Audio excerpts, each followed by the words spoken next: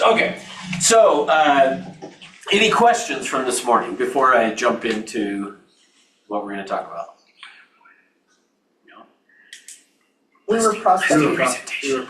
It was listing presentation Jason did, so.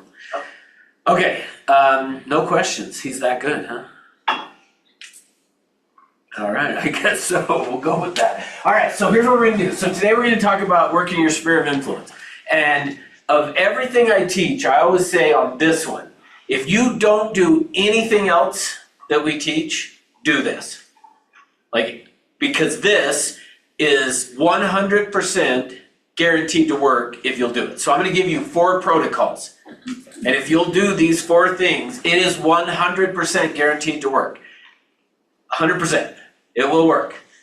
And in fact, one of the things that I'm going to show you here in a minute is in a little while in the class, I'm going to say, pull out your phone and put a note to call me 9 months from now and tell me if what I told you is not true. And I've only had one, actually I've had 2 people. What? I said 9 months, what are we doing here? Jeez. Yes, but it'll make sense in a minute. But I've only had 2 people ever call me. Because I'm going to tell you, this is guaranteed to work. So call me in 9 months from today, 6 to 9 months, and I usually just say 9 months. Call me and tell me I did everything you said and it didn't work. And I've only had 2 people ever call me, and both of them, when they called me, said, hey, I have a reminder to call you in my phone today, and I don't know why. And I said, oh, let me tell you why. So every time I get that call, which only happened twice, but when I get the call, I say, well, let me tell you why. In the class, I gave you 4 protocols, told you it was guaranteed to work. Did you do the 4 protocols? No. Oh, well, that's why I told you to call me, was to tell me if you did everything and if it didn't work. And so anyway, I'm going to tell you guys that same thing. This is guaranteed to work, and you can call me on it. Like, do every single thing I talk about, and then 6 to 9 months from now, and I'll say 9 later, and you'll see why. You call me and tell me I did everything you said and it didn't work. And if you do everything that I tell you to do, it'll work. So I'm not worried that you're going to call me and say I did it and it didn't work, because it will work. But first, so here's what we're going to do. So we're going to go through and we're going to talk about 3 different areas. So this marker is not working right now. I know. I think my job in life is to throw markers away that don't work. All right, so we're going to talk about sphere of influence. Before we do that, I want to make sure we understand. So there are only 4 different groups of people that you're going to work with in real estate. So every single person you talk to is going to fall into one of 4 categories. And so I want to go through and talk about 2 of the 4 real quick. The third of the 4 I'm going to mention even faster than real quick, and then we're going to spend the rest of the class talking about this 4th column. So in fact, just let me give you those. So first we're going to talk about what makes someone a client. Then we're going to talk about what we would call prospects, or you might think of them as leads. Okay? And then over here we're going to talk about your sphere of influence. Okay? And then the 4th group is the people that you're going to just drop. So we're not even, that's the extent we're going to talk about them. But I'll tell you how you get to that. So real quick, I just want to go through and talk about what makes somebody a client. Now, I always have to start this first by prefacing that what I'm going to tell you defines a client. What I'm giving you as the definition of this is what a client is not what you learned in real estate school. Now, what you learned in real estate school is included in this, sort of, but I want to be clear that from the standpoint of the division of real estate, what you learned in real estate school that makes somebody a client is still true. What I'm saying is, how do you know if you have a client who is actually going to get you paid? So, because you could have a client and never get paid from them. Like, that happens all the time. So what I'm going to give you is the definition to look at, okay. In fact, sometimes even what I will say to people, and sometimes how I'll say it is I'll start the class and say, hold up on 1 or 2 hands how many clients you have. and then I'll have people hold up however many clients. And then I say, okay, now we're gonna go through and talk about these 4 criteria of a client, and then we'll see how many of those still you would classify as a client. But again, just for the sake of my protection, I gotta make sure you understand that for what we're gonna talk about on these 4 criteria is not what the division would call it, okay? But this is how you know if you're getting paid. So let me just ask you guys first, what would a person have to have, be, or do to be considered a client? A job. Okay, well, that would fall under number 2, Oh, so that's part of it, for sure. An agreement with you. Okay, so for the standpoint of the division of real estate, they would say, once you sign a buyer broker and exclusive right to sell, they're now your client, right? So you gotta have an agreement. So that's what we'll do. We'll do number 1 is they have to, here's how, if you're taking notes, this is how I would write it down. They are committed to working exclusively with you. So they have to be committed to working exclusively with you. Now, how would they demonstrate that they are committed to working exclusively with you? signing the agreement. By signing the agreement. But, so could somebody though be committed to working exclusively with you and not have signed an agreement? Sure. Okay, could somebody have signed the agreement but not be committed to working exclusively with you? Yes, so for the standpoint of what we're talking about, they just have to be committed to working exclusively with you. The way they're gonna demonstrate it is by signing that agreement. But just signing the agreement does not make them a client from the standpoint of what I'm talking about. Now, from the divisions, it does. But for the standpoint of you getting paid, they have to be committed to working exclusively with you. The way they demonstrate it is they sign. Number 2, which Stephanie brought up, I'm gonna word it this way. I'm gonna write it down as need. I'll tell you if you're taking notes how you should write it down. If you're taking notes, what that means is that and write it down this way. Clear and present needs that can be met. So in order for somebody to be a client, they have to have clear and present needs that can be met. Clear and present needs that can be met. So what does that mean? So Stephanie already said they gotta have a job, so okay, good. So that would be part of that can be met because like they have a job. So what else would make a client, how else would a client be clear and present needs that can be met? They know what they want. Okay, good. So they know what they want and it exists. What? Financing. Yeah, they've got a job so they can, and good credit, they can get financing. So clear and present needs, so they're clear about what they want and they can qualify to do it, they're ready to do it, all that kind of stuff. Okay. These get a little more obscure as we go. What else would have to happen? Ability. Okay, I'm gonna write it down as now. They have to be committed to buying or selling now. So that would be number 3, is they're committed to buying or selling now. So when is now? Today. As soon 30 So, days. so, what? 30 days. Okay, so what, if they're 31 days out, would you say they're not committed to buying? 31 and a half. Okay, so here's how I define it. For me, now doesn't necessarily mean tomorrow morning at 9 o'clock. It doesn't necessarily mean within 30 days. What it means is this. Here's what it means. They have clear and present needs that can be met, right? When we find that property, or if it's a seller, we get an offer in that meets their clear and present needs, they're not gonna say, oh, that's great, but we need to wait 6 months.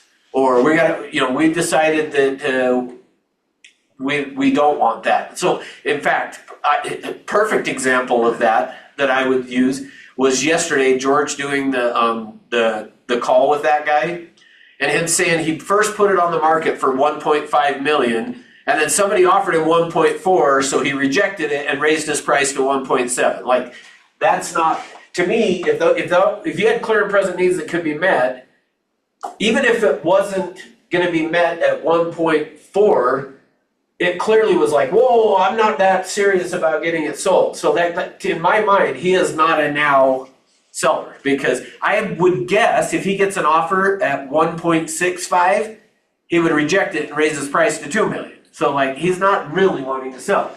So that's what the first three is. They have to be committed to working exclusively with you. They have clear and present needs that can be met, which, by the way, tomorrow's class, we're gonna talk, in the needs analysis, we're gonna talk about how do you figure this out. And then the third is that they have they're committed to buying or selling now. And now just means when we find this, or we get an offer that meets this, you're not gonna say no, okay? Number 4. The number 4 thing that has to happen is a little more obscure, and I don't know if I've ever had anybody guess it when I'm like, hey, what do you think the 4th is? So I'll just tell you. They have to be tethered. What does tethered mean? Tied to you. Okay, good, tied to. Now, I already said up here, clear and present, committed to working exclusively with you, and the way they demonstrate it's through signing a buyer broker or an exclusive right to sell. So it's not that. How would we tether them to us? Because it's not through the contract, because that's already taken care of up there. Appointments. Oh, good job. Yes, through appointments. So here's remember I said at the start, sometimes I'll have people hold up how many fingers on their hands of the clients that they have. And it's funny if I go through it one at a time and be like, do you still have a client? And maybe 1 or 2 go down. Clear and present needs that can be met. Usually that everybody keeps the same. They're committed to buying or selling now, might lose 1 or 2, and then I go tethered. Meaning you have an appointment set with them right now to meet with them in the future.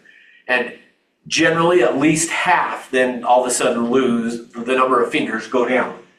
Because here's what I'm telling you. If you will tether your clients to you by setting appointments, you won't lose clients. So what that means is when you meet with a client, you should at the end of that meeting schedule the next appointment for something. So if it was a seller and I go out and list their house, I actually like to say when I leave the house, okay, I'm gonna give you a call every week to update you on what's gone on. But a month from now, I wanna come and sit down with you face to face. If we have not received an offer by a month from now, I wanna come sit down with you and we need to look at what has happened? How many showings have we gotten? What's the feedback we've gotten? What other homes similar to yours that we were competing with have sold, if ours hasn't, and why? And then we want to sit down and have a conversation of what do we need to adjust? And I want to do that in a face-to-face meeting with you. If, hopefully the house is sold, but if it's not, I want to sit down and do that. If it's a buyer, before you get done showing houses to them, if they don't write an offer, say, okay, let's schedule to go out and look at houses again and then decide when, next week, whatever it is.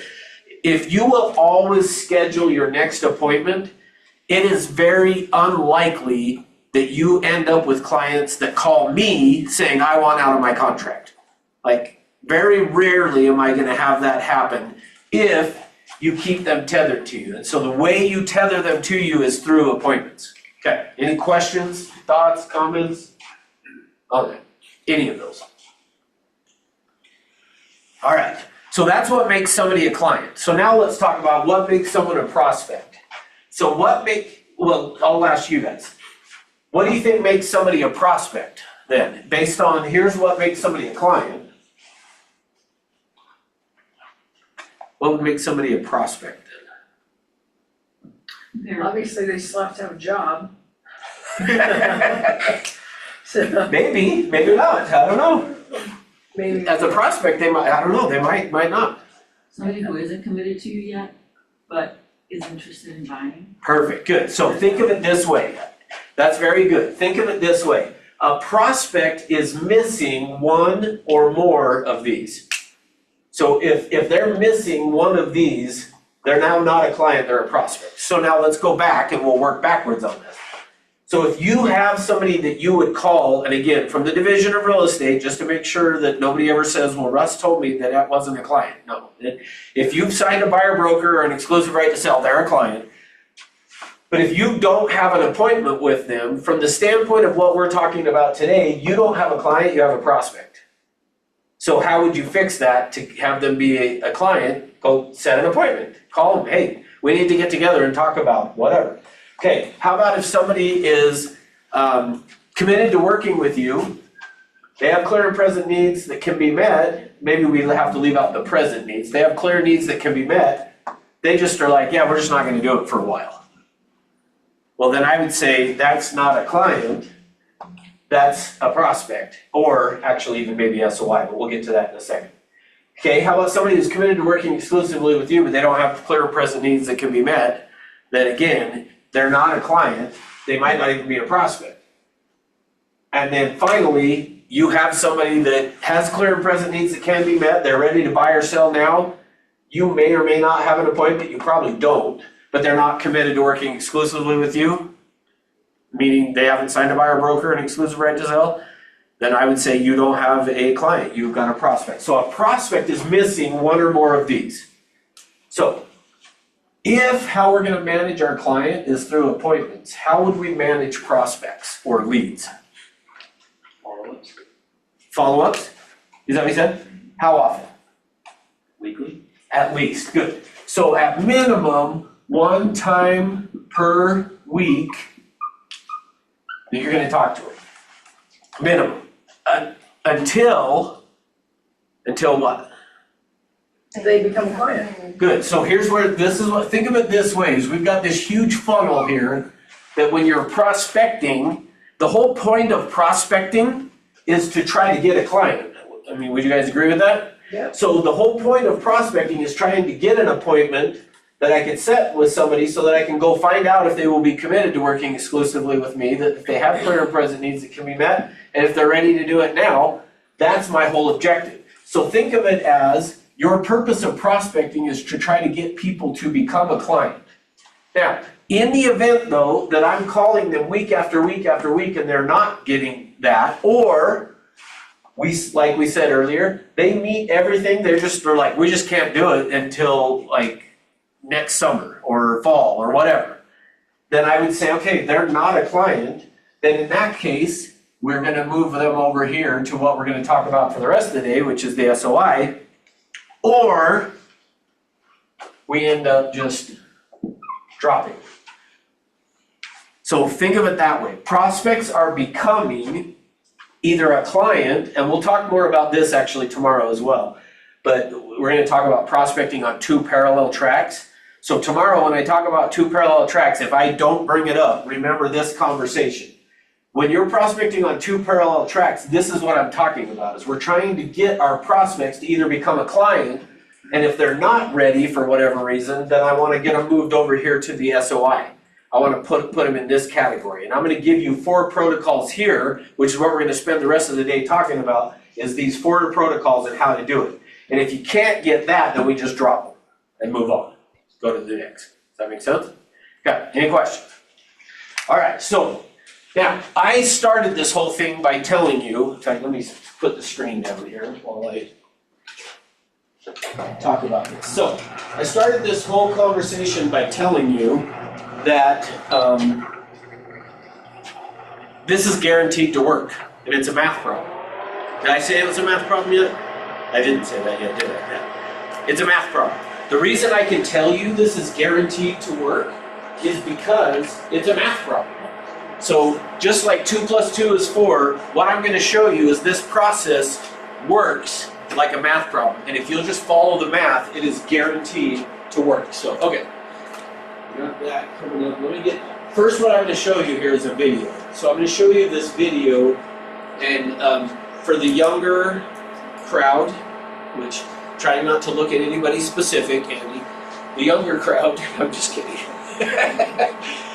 You don't fall into this one. No, it's fine. I know what you're gonna show, and I wasn't there. I know, so that's, yeah, so it classifies. I wasn't either, actually. So I'm gonna show you a video that is Mom and Pa Kettle. You never heard of Mom and Pa Kettle, Davis? I didn't think so. So this was a sitcom. You guys know what a sitcom is? Okay, good. This was on TV. It was like a funny show on TV. but this was before even color TV, so it was still in black and white. So I'm gonna show you this little 2-minute clip here from Ma and Pa Kettle, okay? And with Ma and Pa Kettle, you're going, well, we'll watch it and then I'll explain. So I'll explain it to you in just a second. So first, let me put this over.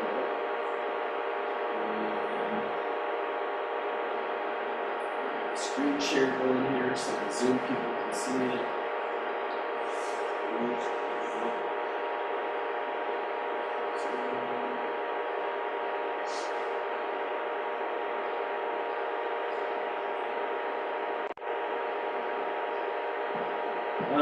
Here we go.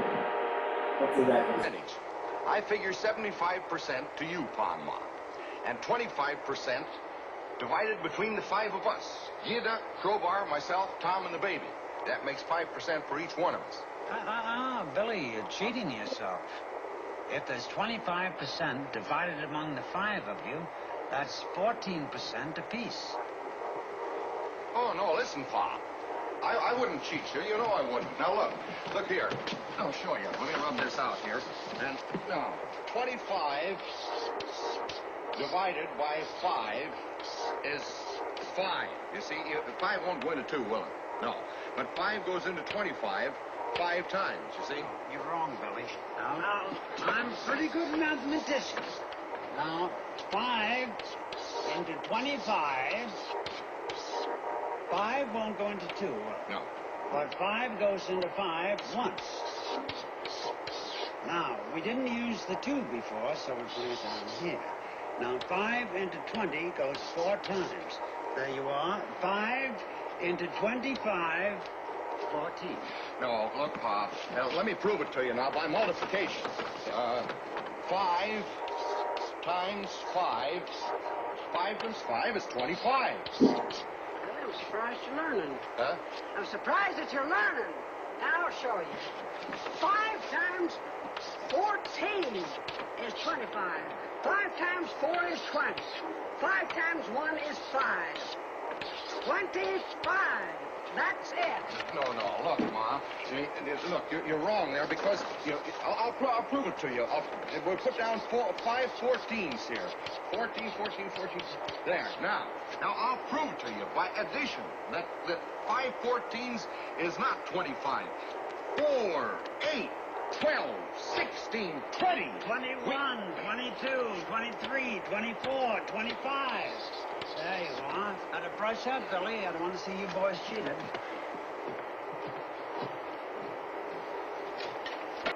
All right.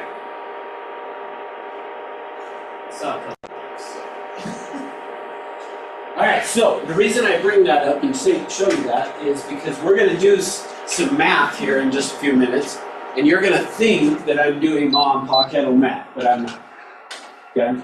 So I just always get a kick out of that little video. And in fact, there's been a few times I've watched it and been like, man, maybe that's right, but obviously it's not right.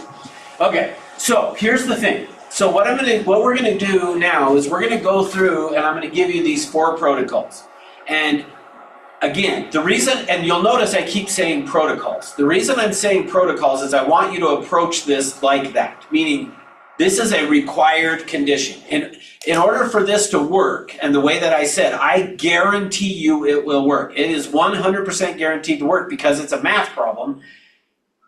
But the thing is you've got to do the 4 protocols. If you don't do them, I will not give you the same guarantee. But if you'll do them, it will work, okay? So, protocol number 1 looks like this. Well, in fact, actually, before I even do that, let me draw one other thing here and show you. Because at the first, when Stephanie was questioning me, why in the heck do we keep saying 9 months? What are we doing here, right? Here's why. Is this point right here in this process. So in order for this to work, and where I'm telling you it's guaranteed to work, is going to look something like this. This line here is an example of the learning curve, okay? Or half of a bell curve, if you wanted to think of it that way. But this point out here is going to be somewhere between 6 and 9 months out. Now, here's what I'm telling you. Now, and remember, I said to you at the start of this that, actually I didn't say it this way, I'm gonna re-say, I said it, but I didn't say it this way. My frustration of teaching this is when I'm done teaching this, every single one of you is gonna be like excited and like believing, and I can see that that will work. My frustration is that you're gonna leave here excited, and I'm somewhat saying this to try to challenge you a little bit, so I recognize, please you recognize that. I recognize what I'm doing, but I'm trying to challenge you a little bit. I want you to leave here saying, Russ said I'm not gonna do it, I'm gonna show him and do it. That's what I want you to do, because that's how I am. Is like if I was sitting in the class and I said, this is guaranteed to work and none of you are gonna do it, I'd be like, I'm gonna do it. In fact, when we get to protocol number 3 on this, I'll share with you a story that how I discovered what this protocol number 3 is because of somebody saying, I'm gonna give you this idea and none of you are gonna do it. And it was in a class of like 40 people. They said, none of you are gonna do it. And I was like, I will do it then. And I did, and I will tell you, it worked. So I'm somewhat trying to challenge you a little bit by doing that. But at the same time, I actually do really get frustrated because I know this will work if you'll do it.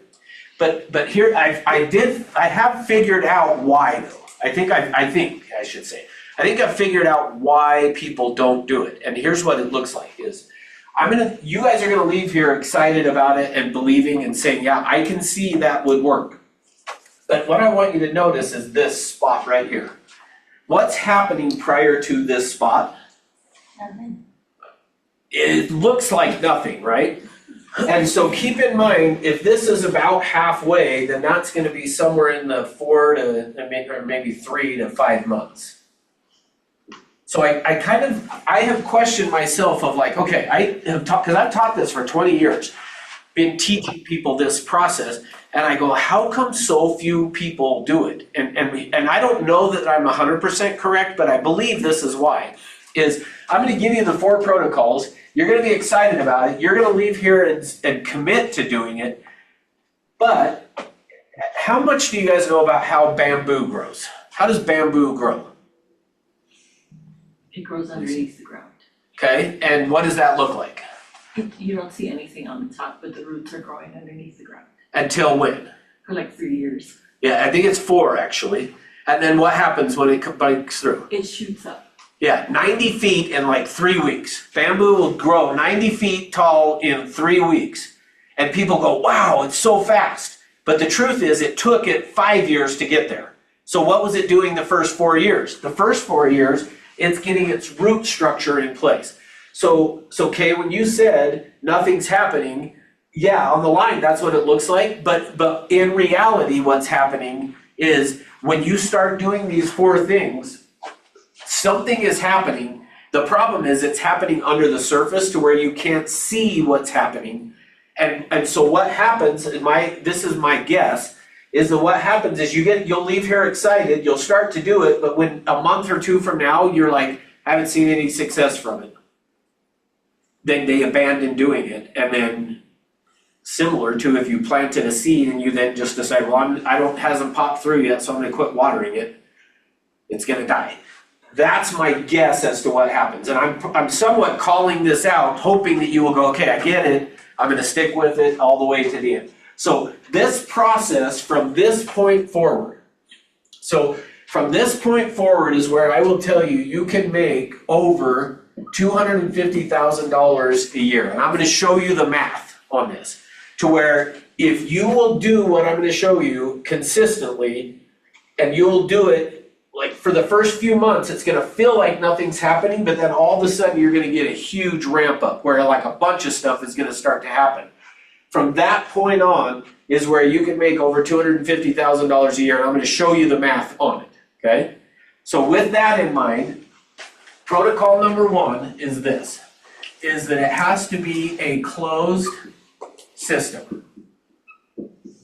Now, we're gonna have a discussion about that and what exactly that means next here. But before I erase this, just keep in mind, because I'm gonna probably refer back to this a little bit later, this chart that I'm gonna erase so that I have room to draw other stuff.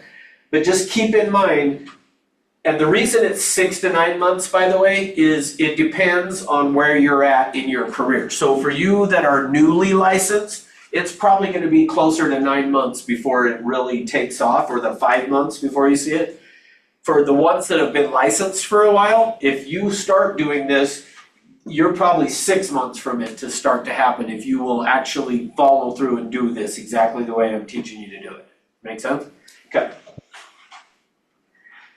Any questions yet? Because you guys have so many today. All right. So now let's get into this. Let me explain what a closed system looks like. Now, there is a saying in real estate that I heard early on, and I would say you will still hear it. Not as often. I don't feel like I hear it as often as I used to hear it, but it's still out there. You will still hear this from time to time. So if I were to take a map, so we're going to talk about a closed system, but first, before we get to the closed system, I first have to help you understand what an open system is, and then we'll go from that to a closed. Because the problem that most people have working their sphere of influence is the biggest thing is they treat it as an open system. And I'm going to show you why that's a problem here in just a minute. But before, let me explain the difference between an open system and a closed system. So early on in my career, I had a manager, my first manager, would say this all the time. If you talk to 100 people, you should get 10 leads, and from those 10 leads, you should get one deal. Like, so have you heard that before, Stephanie? Yeah. Have you heard it before, Kay? Kay came from Washington. They even say it in Washington, apparently, as an agent, right? So this is a very common thing that gets said in real estate, which sounds good. Now, and in fact, I'm going to talk about this more tomorrow as well.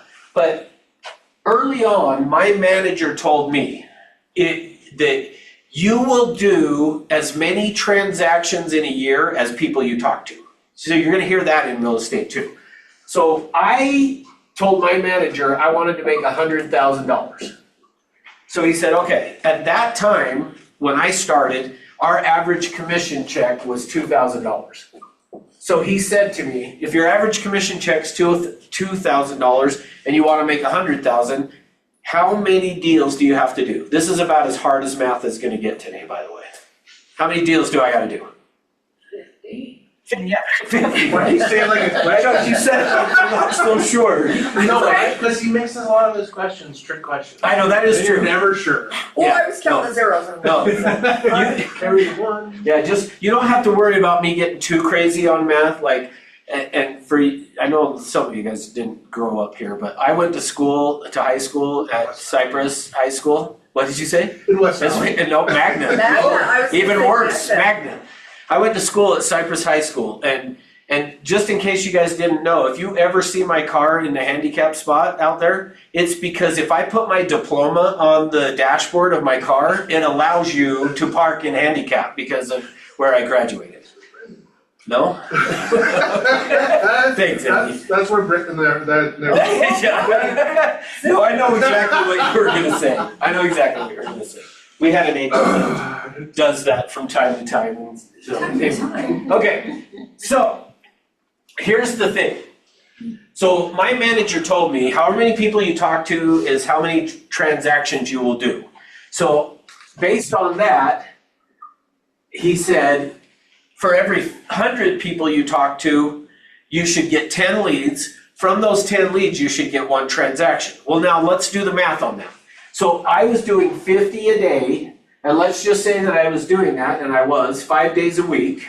Now, which, by the way, it was, when I first started in real estate, it was way easier to get contacts than it is today. Like, caller ID was just becoming a thing back then. So people would actually answer their phone because they didn't know who was calling. Now we don't answer the phone because we don't know who is calling, right? But people would answer the phone. So it was much easier to get to 50 then than it is today. In fact, what would you say today, Andy? I did 2 hours and I talked to 10 people today. Yeah, so, okay, so if you wanted to talk to 50, you'd have to call for 10 hours. 10 hours. Like it has gotten twice as hard in terms of making contacts, okay? So kind of keep that in mind as I go through this and understand that I get it. But here's what my manager said. So if you talk to 100 people, you should get 10 leads turned into a transaction. Well, I was doing 50 a day for 5 days a week, which typically took me 4 to 5 hours to get that. So it's doubled. But that would be how many transactions, Stephanie? How many contacts will I have made in a week? 250. And that was better, you didn't say it like a question. You weren't sure, but, Or okay. it sounds like paying attention. Now, I know, you're good. But so now if we followed this logic here, that if I talk to 250, I should get how many leads? 25. And should do how many transactions? 2.5. Which, so do the math on that. Let's just assume I worked 50 hours a week. I should have done way over 100 transactions a year. And I didn't do that. Now, here's why. Here's the problem. This sounds really good, 110 and 1. But here's the problem in an open system. So remember, this is what I'm showing you is we're going to get to a closed system, but I'm first showing you on an open system. So here's what this looks like. If I took this circle and I drew it on a map, and it would have to be a pretty good sized circle on the map, like maybe half of Salt Lake County or something, like it'd have to be a pretty big circle. But what percentage of the people, just on average across the country, what percentage of the people move every year? Any idea? Okay. According to the Census Bureau, 12% of the population moves every year. But that includes people that are renting. If you factor out the renters, they say 7% of the people are in the process. Now, again, you couldn't just pick one neighborhood and go, okay, 7 out of 100 are going to be moving like that. But when you look nationally, it would say 7% of the people are in the process of either buying or selling at any given moment, which is where I think this came from. I think this idea of this is where that came from, this 110-1. But now why? Watch this. So if you had, let's just say 100 people, and 7% of them are gonna move. This is gonna be the hardest math we do all day. At 7%, how many transactions is that? 7. Okay, this is Ma and Pa Kettle math. Remember the answer on Ma and Pa Kettle is what? Oh. 14. It's 14. Why is it 14 and not 7? 2 checks on every transaction. Okay, good. Because every time a house sells, there's a buy side and a sell side. So that would be every time a house sells creates 2 transactions. Does that make sense? So now if you take that and go, okay, so it's somewhere between 7 and 14, 10 sounds good. So I think what's happened is in our profession, people have just been like, hey, this looks really cool to be out of 100, there should be 14 transactions. Let's round it to 10. You should be able to get 1 of those, is basically what they are doing, right? Now, here's the problem. That sounds good. But if it was true, then I would have been doing over 100 transactions a year, because I was doing 50 every day. Like I would go out and knock on doors, and I'll tell you the whole story tomorrow, but I'd go knock on doors for 2 to 2.5 hours, and I'd make phone calls for 2 to 2.5 hours, and I could get to my 50 contacts by doing it. But I was not doing 100 transactions a year. Now, here's why. Here's the problem with it. This sounds good, but watch what happens. If that's true, how many? 1, 2, 3, 4, 5, 6, 7, 8, 9. Dang, she left. Oh, well. And I would be 10. But okay. So if I knock on Jeremiah's door and he tells me, no, I'm not thinking of buying or selling. Okay, great. There's 1. Now, what were the odds over here? Out of this room? Well, no, just if it was 10 to 1. Let's just stick with our 10 to 1, just to keep the math easy. 1%. 1%. Okay, so now I come over and knock on Kay's door. She didn't answer. She didn't answer, okay. So she didn't answer, so I go to Susanna then, because Kay didn't answer, because she has a Ring doorbell. That's the other problem, is people answered the door back when I knocked on the doors too. Okay, so I go to Susanna. She tells me no. Okay, but so based on this, what should be happening? Like, I got 1 no, I got 2 no's, I got 3 no's. We'll pretend that Alicia told me no, even though she never would tell me no. Just kidding. Andy tells me no. I just keep hearing no. Stephanie no, Davis no, Melinda no. Okay, so what should that's 9. So what should happen the next one that I go to? You have to Yes. hear yourself and say yes. I'm gonna say yes for myself, right? Now, that's what this looked like, but that's not reality. In an open system, that's not what this looks like. Let me show you what the reality, because that sounds good, and it sounds like, well, yeah, if every time I talk to 10 people, I'm gonna get an appointment with one of them. That's not what happens. Watch what happens. We're doing a mini statistics class here. This is what happens. So if I knock on his door, what are the chances that he's gonna tell me yes or no, either one, okay, 50-50. based on this? Oh, 1 to 10. So if there's a 7% chance he's gonna be moving, what's that gonna look like? 0.07, because there's. Close, let's do it this way. It's gonna look like that, 93 to 7. Okay, so watch, here's what this looks like. When I knock on his door, what are the odds that he's gonna tell me yes? No, 7%. 7%. So what are the odds that he's gonna tell me no?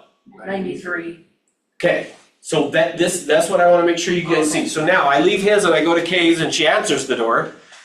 What are the odds now? Same. Some 793. So there's still only a 7% chance she says, but there's how much of a chance she says no? 93. Now, I am not trying to discourage you from prospecting, by the way, okay? But I just want you to see what you're up against. So 93. Okay, so now I get to Susanna. What's the odds? Same. 93 to 7. 93% chance he's gonna tell me no. Okay, I go to Alicia. What are the odds? 93. Okay, I get to Andy. What are the odds? 93. What are the odds? What are the odds? What are the odds? Okay, so now I've talked to 9 people and they've all been 93 to 7. What happens when I get to the 10th one? Still 90%. Still 93 to 7. What about number 11? 93.7. What about number 12? Can you see the problem in an open system? Oh, okay. The odds don't get better based on the amount of time you do it. Okay. In an open system, if the odds are this, see, this sounds good. Hey, talk to 100 people, you're gonna get 10 leads, one of them will do a transaction. But it sounds good, but that's not actually the truth of statistics. The statistics are, there's a 93% chance every door, now some of you are gonna leave here and be like, perfect, I'm just not even gonna talk to anybody then, because it's only a 93% chance they're gonna tell me no anyway. Now, I did have an agent who actually, I was telling Andy, I went to and met with this guy recently. I trained him in real estate.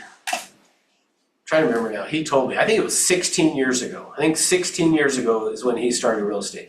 He has, I would guess, it is the largest team in Utah right now. He's got 250 agents on his team.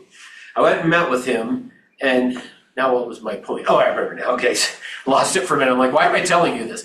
When he came through this class and I taught this, he said, he disagreed with me. So if you guys want to disagree with me, might be a good thing, because he disagreed and he's doing pretty well now. But what he said to me is, no, that's not true. The more people, if I get to number 25, 26, 27, the chances get better.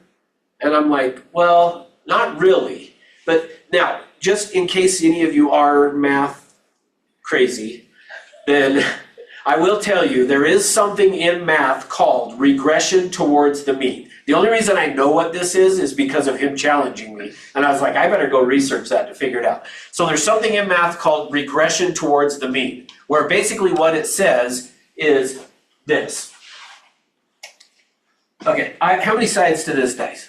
6. Or die, I guess. And so pick a number between 1 and 6. Actually, one time in class, I say this every time, so Andy's probably sick of hearing it, but one time in class I said, pick a number, and somebody said 7. And I was like, okay, that's not gonna work. Like, after I had said, how many sides to this dice? And they said 6. I said, okay, pick a number, and they said 7. I'm like, yeah. So pick a number that's between 1 and 6, just to make sure we're all clear. 4. Okay, 4. So if I were to roll this right now, what are the odds that I'm gonna get a 4? 1 and 6, okay, but I got a 3. So now what are they? Okay, and I got a 4 though. Look at that, Wow. 1 to 1. Okay, but if I, what? Yeah, if I get too many 4s, I'm out of here. Okay, so what are the odds? 1 in 6. 1 in 6. Yeah, notice that, does it matter? In fact, I have had times, I'm not gonna do it today, but I've had times where I've rolled this dice 20 times and still not gotten whatever number the person picked. So if I had rolled it 20 times and still not gotten a 4, what are the odds? 1 in 6. It doesn't change. The odds don't change in an open system, which, by the way, that's why Vegas works. The only thing that hurts Vegas is if nobody shows up. As long as people, yeah, COVID. Yeah, good point. As long as people show up and put money down in the machine or the table, they win because they have the odds stacked in their favor. So I just want you to understand this. I'm not trying to convince you not to prospect. In fact, you should be prospecting up here, what we were talking about, dropping people into the funnel. And where you drop them from in the funnel doesn't matter. What matters is that you either get them to become a client or we move them over here to the SOI. And we do it as a closed system. But I first have to make sure you understand this open system, that in an open system, the odds don't change based on how many times you do it. So now, could your skills get better? Absolutely. That no question that you could get your skills better and convert better on it. But the odds don't change based on how much you do it, okay? So meaning, doesn't matter how good I get at spinning this dice. Sorry for you guys on Zoom that didn't get to see that fancy move, but you should be here in person and then you would have. Right? Well, that's true. Okay, so it doesn't matter how I do it, the odds don't change. It's still 1 in 6, right? No matter how many times I roll it. And I still didn't get a 4 there.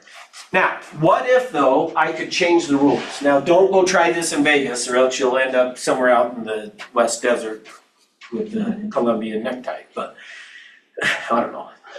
If you try to do this, yeah. I'm only, never mind. I won't tell you how I know that. Just kidding. We got it. Alright. Okay, but let's say I wanted to change this from an open system to a closed system, okay? Now, here's the thing. This is my game. And so I get to decide the rules of the game because it's my game.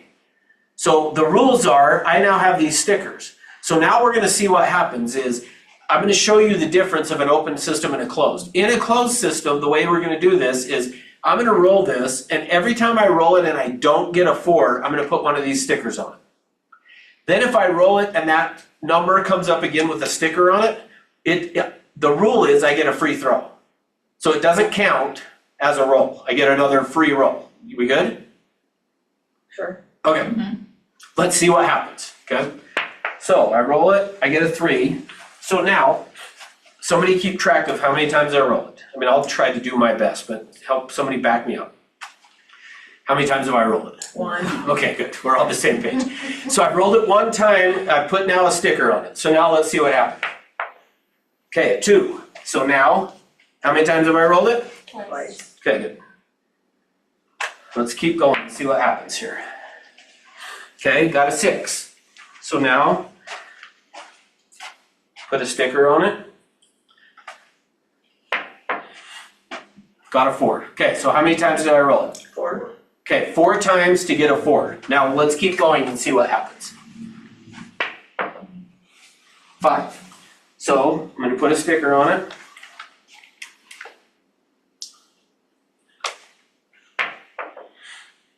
Four. 4. Okay. So how many times did I roll it? 6.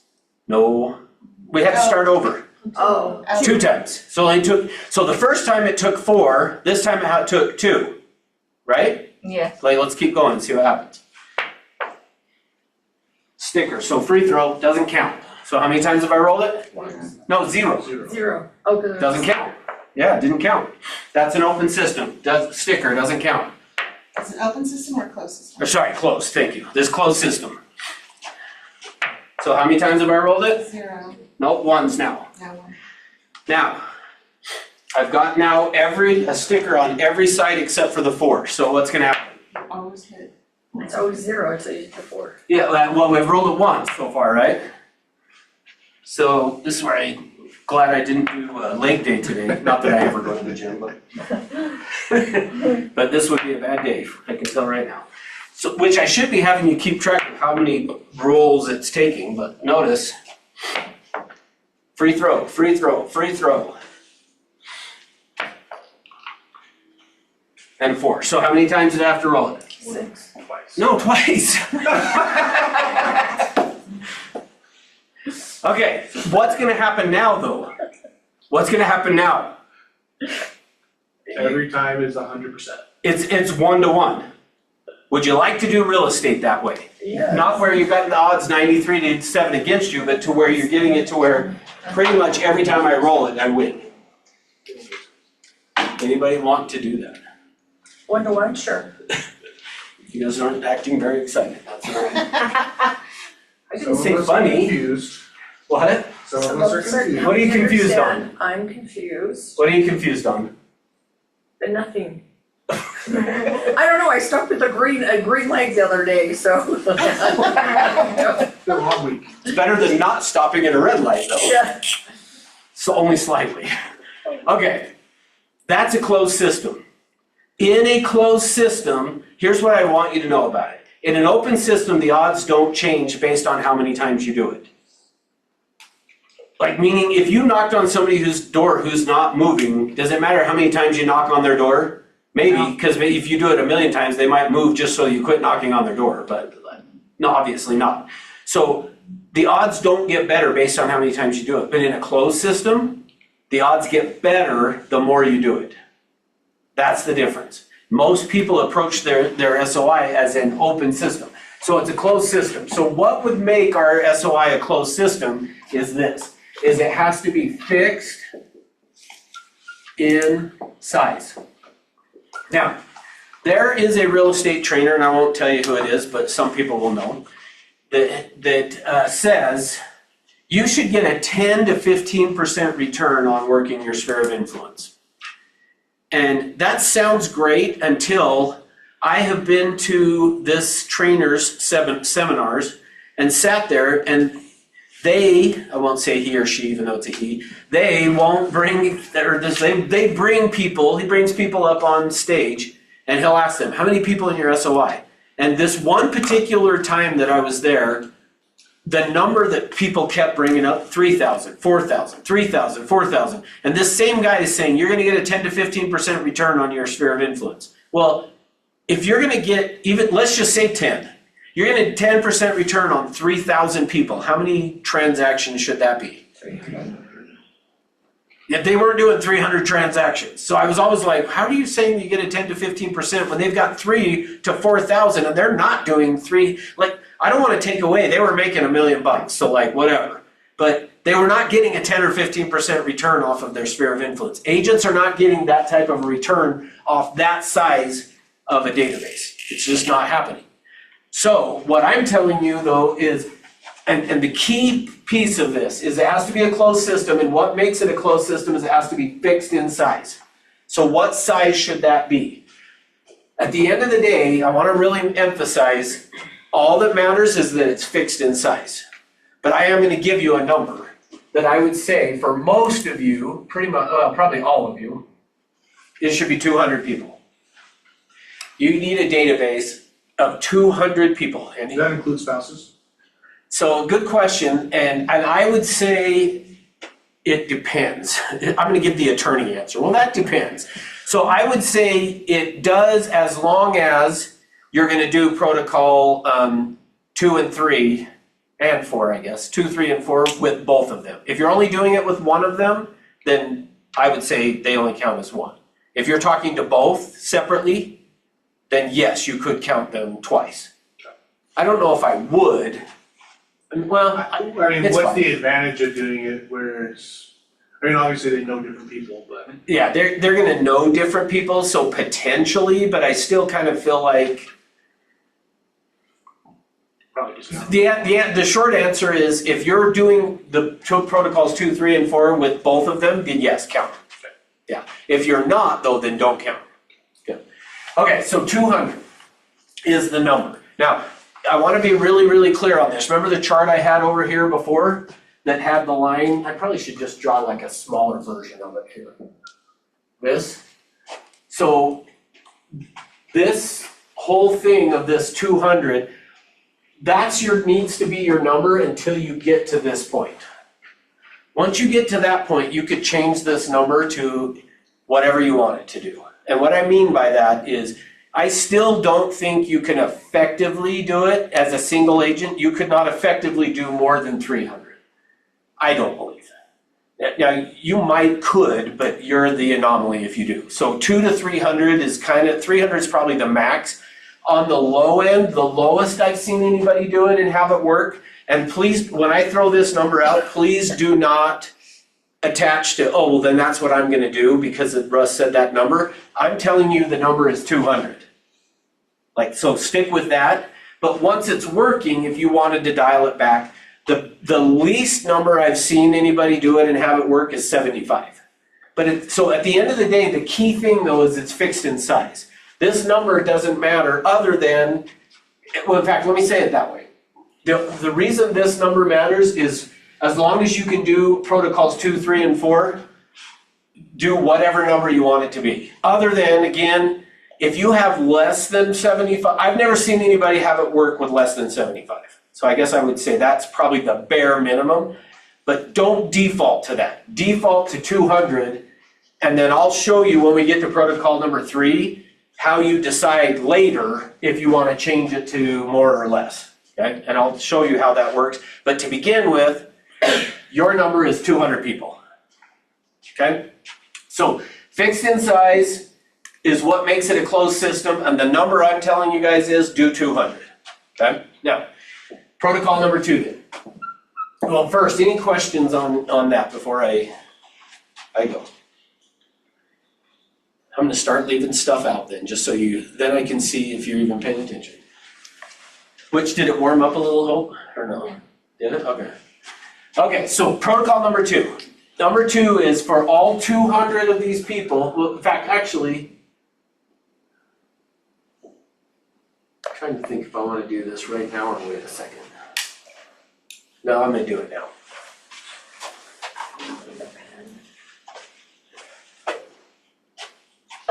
I'm trying. It's almost like you haven't taught this class. I know, for 20 years. I'm just trying to decide if I want to do it now or later. I'm gonna do protocol number 2. No, I'm gonna do it now. As soon as I said that. It's a green light, go! I know.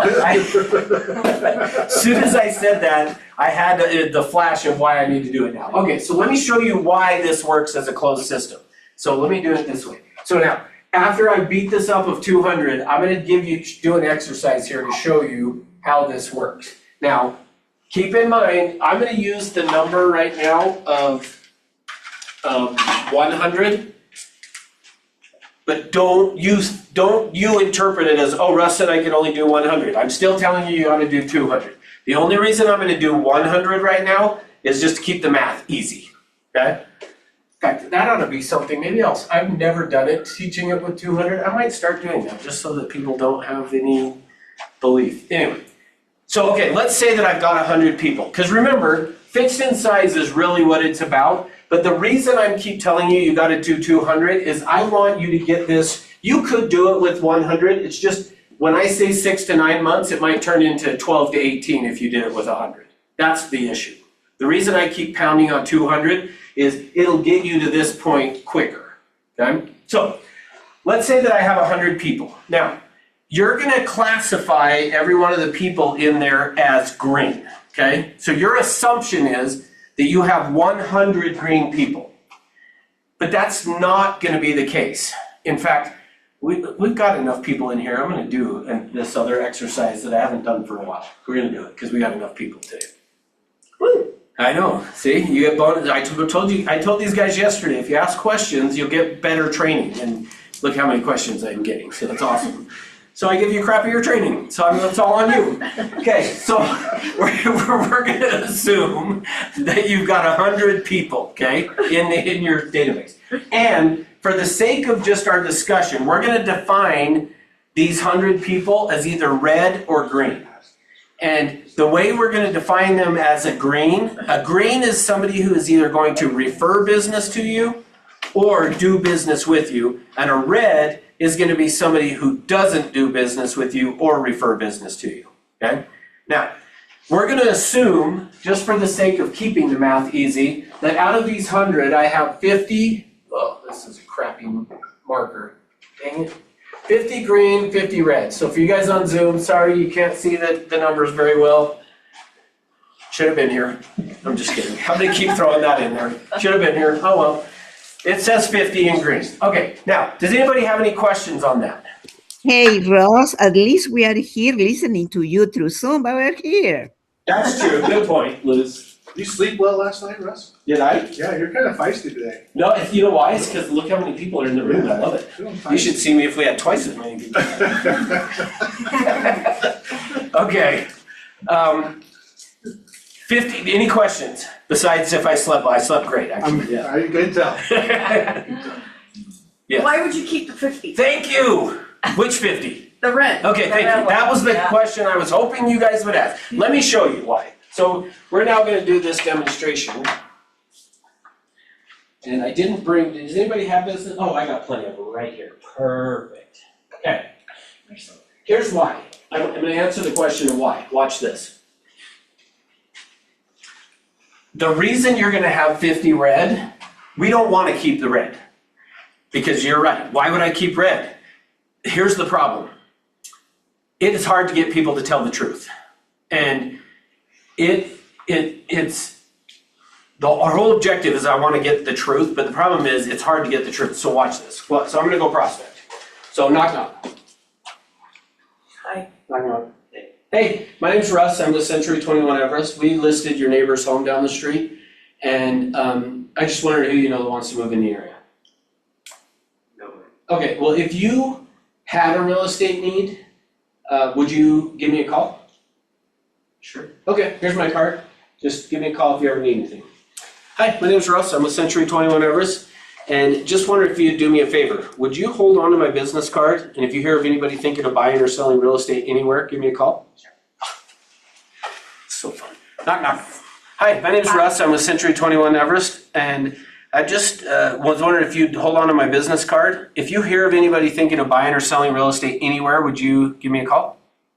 Of course. Prospecting is so easy, why do you guys not do it? Knock, knock. Hi, my name's Russ, I'm with Century 21 Everest, and I just was curious, would you do me a favor, would you just hold on to my card, and if you hear of anybody thinking of buying or selling anywhere, give me a call?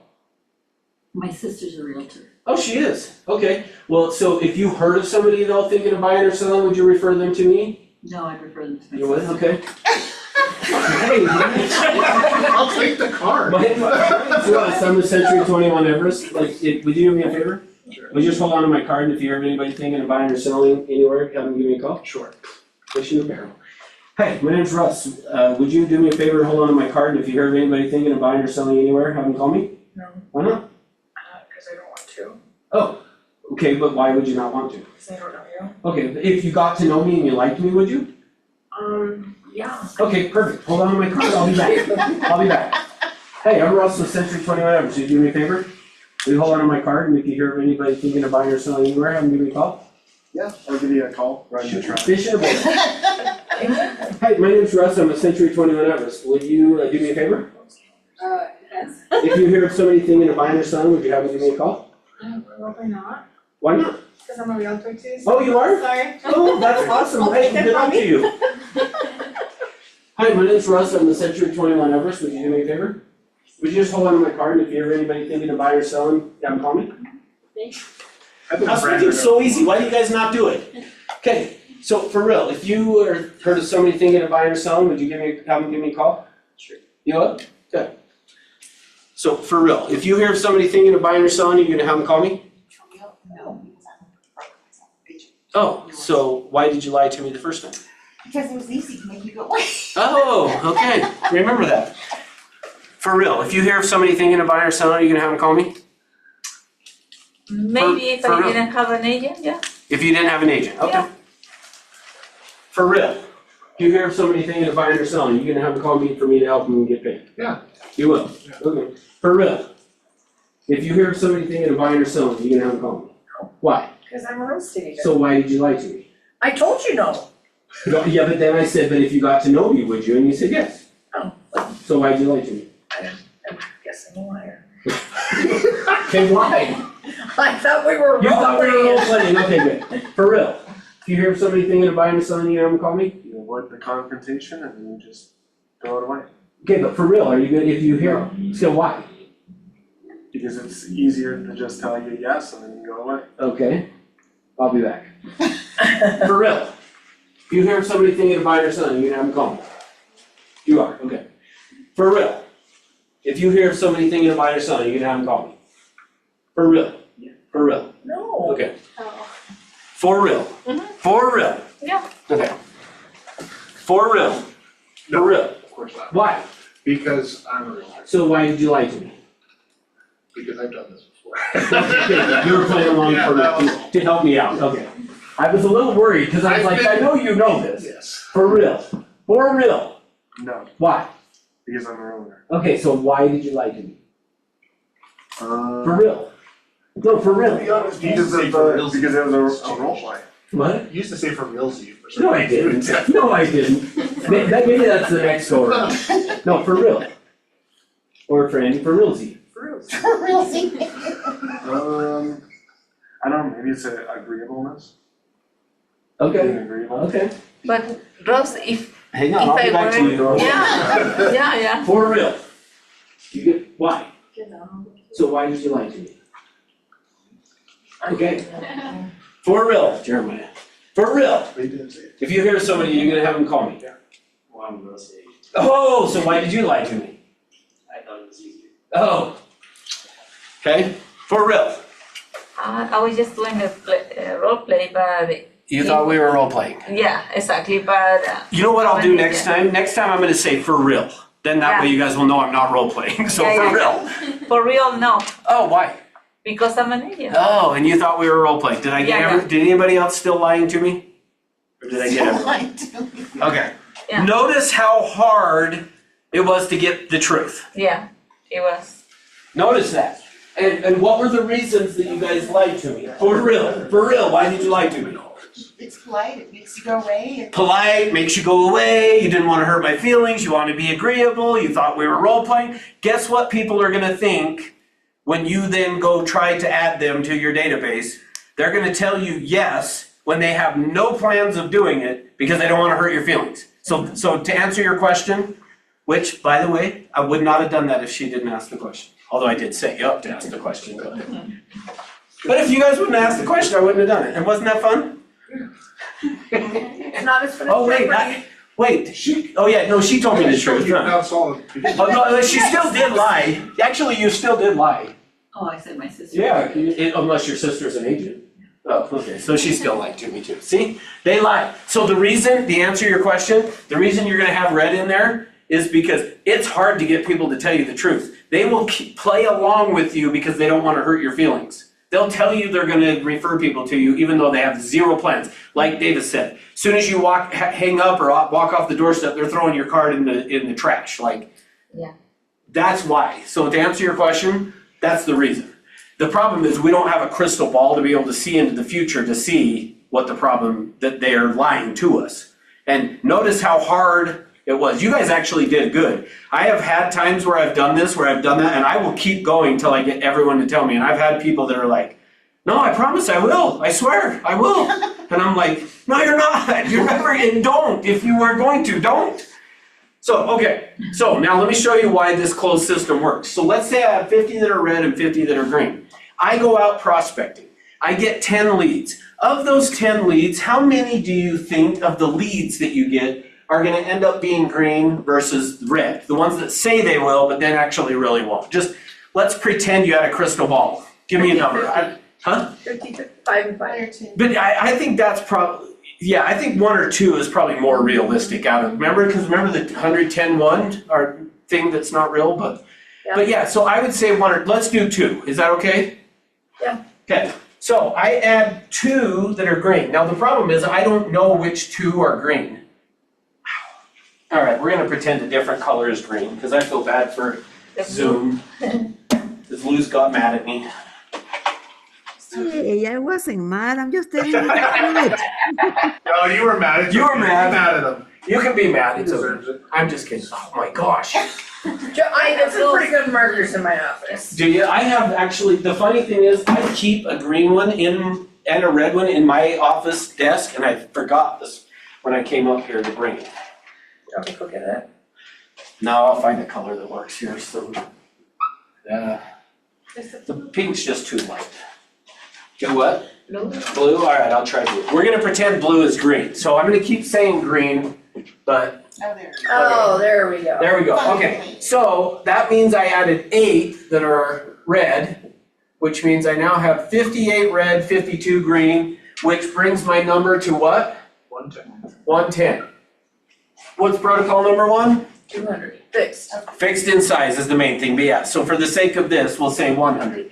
So I've already broken the first rule, protocol. So what do well, first, before we fix it, somebody do the math on it. What is to begin with, my percentage here was 50-50, which is why I chose that, it makes it real easy. Somebody do the math, divide 52 into 110, and tell me what the percentage is. To our math wizards here. Or phone wizards. Hey, I don't care. It's 2 points. It's less than 2%. No, it's 2 points. 50, 50 goes in 52 and 110 Yeah. is 47%. Okay, so look what happened then. So 47%, which means, sorry, I did that back. No, you're right. Out of 110, it's 47%. Yes. Out of 100. 53. Yeah, okay, good, yes, got it. Okay, so look at what happened. So now let me just make sure you guys see what just happened. This is the problem in an open system. In an open system, what happened to the amount of work I have to do? It went up by how much? 10%. So I just increased my amount of work I have to do by 10% to get 3% less. Now, the number's bigger. I went from 50 to 52, but percentage-wise, I'm doing more work to get a lower percentage. Okay, that's the problem. Imagine if I kept doing that till this got to 3,000 or 4,000. What's the percentage over here gonna look like? It's gonna be, it's gonna be really, really low, which is what happens. That's why most people don't work their sphere of influence. That's why when somebody says you're gonna get a 10 to 15% return, and I see somebody get up on a stage and they've got 3,000 or 4,000 people and they might do close to 100 transactions, which is not bad, I'm not taking away from that, but you're not getting a 10% return, you might be getting a 1%. That's what happens. Now, but let's immediately see what happens if we stick to our protocol. So what do I have to do to fix this problem? I gotta get rid of 10 people. So, which 10 should I get rid of? The red. Yeah, the red, right? Well, I wouldn't want to get rid of somebody that's referring business to me or doing business with me, so I'm gonna subtract 10 from this. Now look at what just happened. So I still have 52 green, 48 red. This is cleaned up now back to 100. So now what is my percentage? You shouldn't even need the calculator now. Did you get it without? No, we're top realtors, we just got a text. Oh, gotcha. We wanna do referrals. 52% there and 48%. Pretty top realtors. Oh, I thought you were gonna say it was me asking you to get gift cards. Yeah. If you guys ever get a text that From says anyone. George needs gift cards, the chances that George is gonna text you, don't be offended, is about 0 if he needs gift cards. So In a don't go meeting. buy gift cards. Yeah, while he's in the meeting. Yeah. While he's in a meeting. We've had 2 people do that in the last year, right? Has it been within, it's within the last year. We had 2 people go buy gift cards because they want to impress George that they're, And scratch the wall, and they bought them for other people. Yeah, Yes, so you guys don't have buy, a deal. nobody's gonna ask for gift cards, okay? You don't have to worry about it, okay. So, look what happened. The work stayed the same, but look what happened to my My percentage. green went up.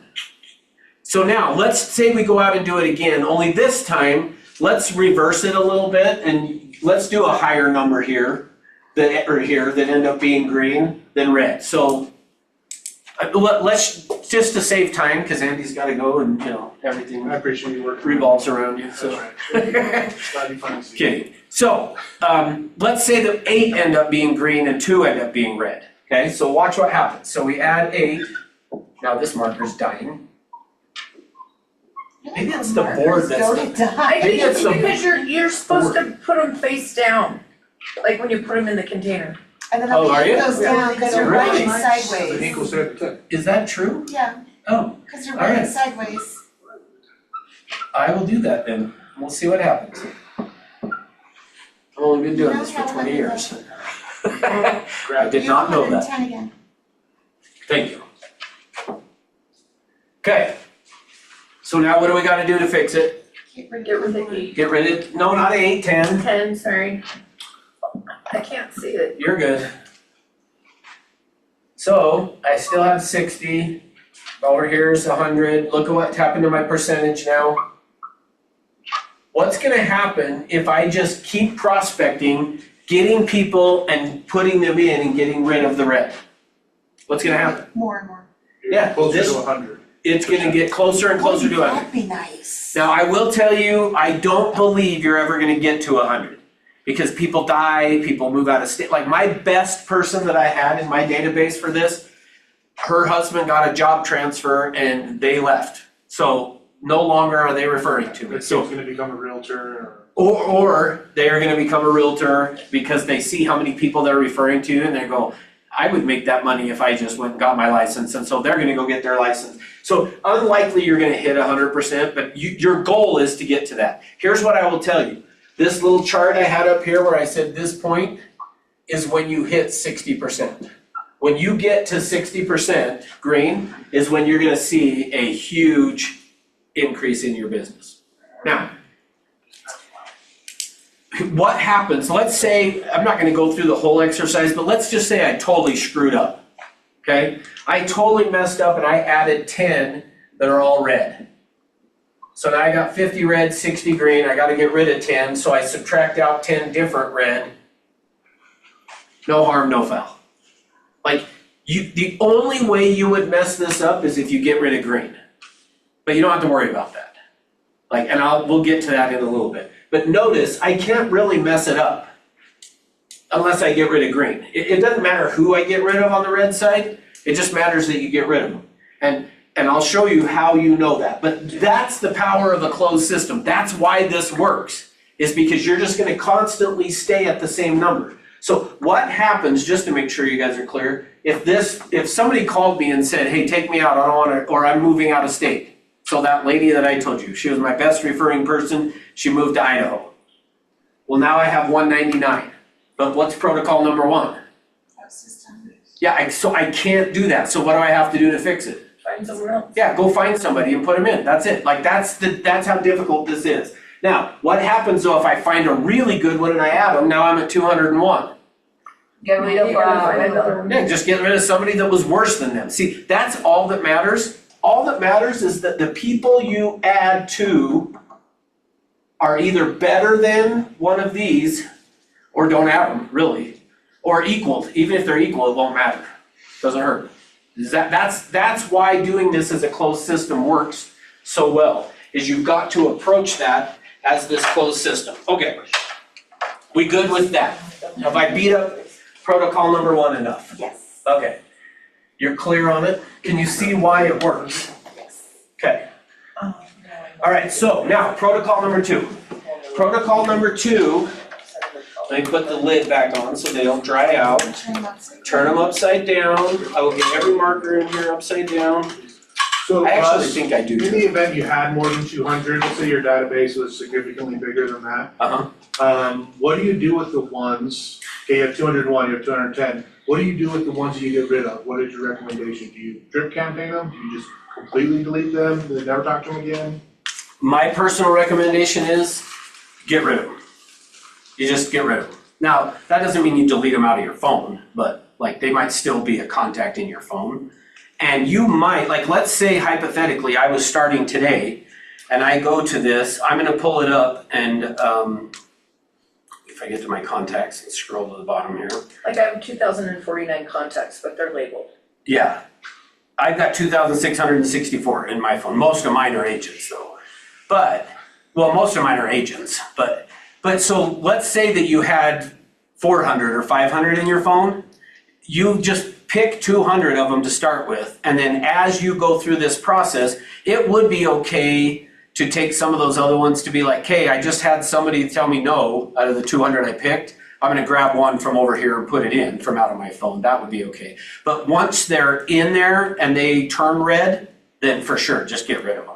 You don't keep them as a drip campaign in your database or anything like that? The only reason I say no to that, could you? Yes, if you wanted, you could. The reason I say don't is pretty soon this goes away and it's now just an open system and then it doesn't. So as long as you could stick to this, that's fine. But I would say no because you just don't need to. So, okay, what other questions? All right, protocol number 2. Number 2 is permission. So you have to have permission from all 200 people. So here's what you're gonna do. If you pull up your phone and you got 2,500, is that what you said you had, Stephanie? 2064. Okay, 2,064, she's got 2,000. So start calling them. Call 200 of those people and ask for permission. Now, so I'll give you what permission looks like. Here's what permission sounds like. I'm putting together a select group of people. So I'm gonna give you basically the basic part of it and then I'll tell you how you can adjust it. But I'm putting together a select group of people that I'm gonna stay in touch with about real estate. I'd like to add you to that list. Would that be okay? And then they say yes or no. So I'm putting together a select group of people. Why would I say select group of people? Because you're selecting them. You wanna And- let them know. okay, good. that- It makes them feel chosen. Yeah, it makes them feel like this is a special group and I want you to be in it. So I always say, I'm putting together a select group of people that I will stay in touch with about real estate. I would like to add you to that list. Would that be okay?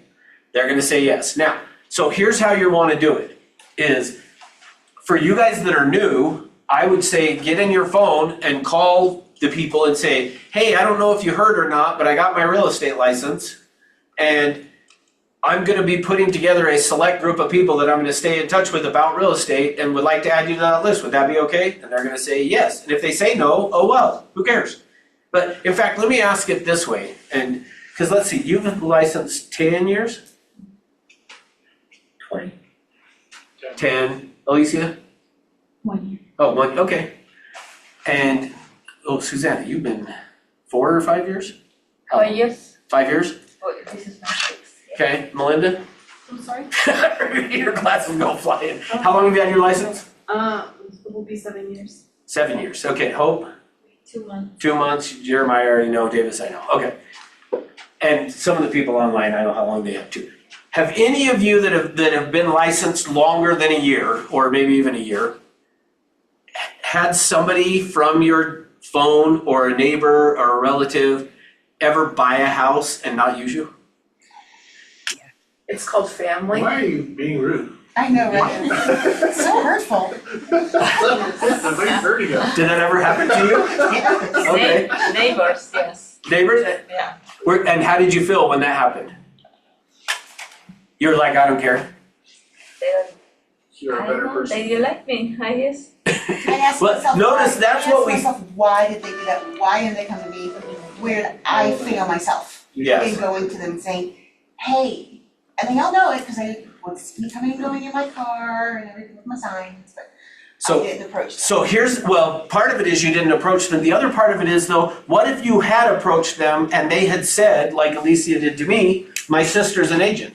Like if that person, the neighbor, you had talked to them beforehand, before they ever did a deal, you had talked to them and they had said to you, my sister's an agent and if I ever sell, I gotta use my sister. Then how would have you felt? Less frustrated. Well, no, meaning when it happened, like you would have felt like fine before, but then when they actually listed, well, you would have been like, well, I do they that. told me. Yeah. Like they told me that's what was gonna, I'm not surprised. So I'll give you the one that stands out the worst for me was my oldest son, when he's 30 now, but when he was, I don't know even know how old he was, 6, something. I got my license basically, he was born 3 months later, I got my license. Like, so it's really easy for me to keep track of how long I've had my license and or how old he is, whichever one you want to look at it. But he was about 6. So I've had my license about 6 years. I'm coaching him in baseball And inside of my neighborhood, boys that were his age, there were 6 or so, they all played baseball, they all played together baseball. And when he was in T-ball, like I was like, I'm not being the coach. Like I played baseball, but I don't know how to coach it. Like I'm not coaching. And nobody would be the coach. So my wife, being the amazing person that she is, was like, yes, you are. And I'm like, no, I don't want to coach. And she's like, somebody's got to do it, so you do it. So I find this other guy in my neighborhood, and his name was Tracy. And his wife's name was Tracy too, by the way. So the way we kept track of them was Trace he and Trace she. So I'll refer to them that way as from now on.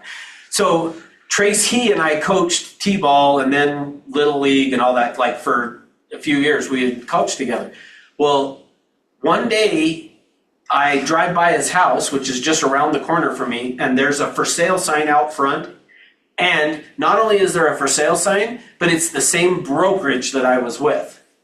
So I call him up on the phone and I go, I didn't ever call him Trace he to his face, by the way. So if you know Trace he and Trace she, don't send them this video, but that we're recording. But I call him up and I'm like, Tracy, this is Russ, how you doing? And he's like, good. And I'm like, what the heck? Like I just saw a for sale sign in your front yard. What's going on?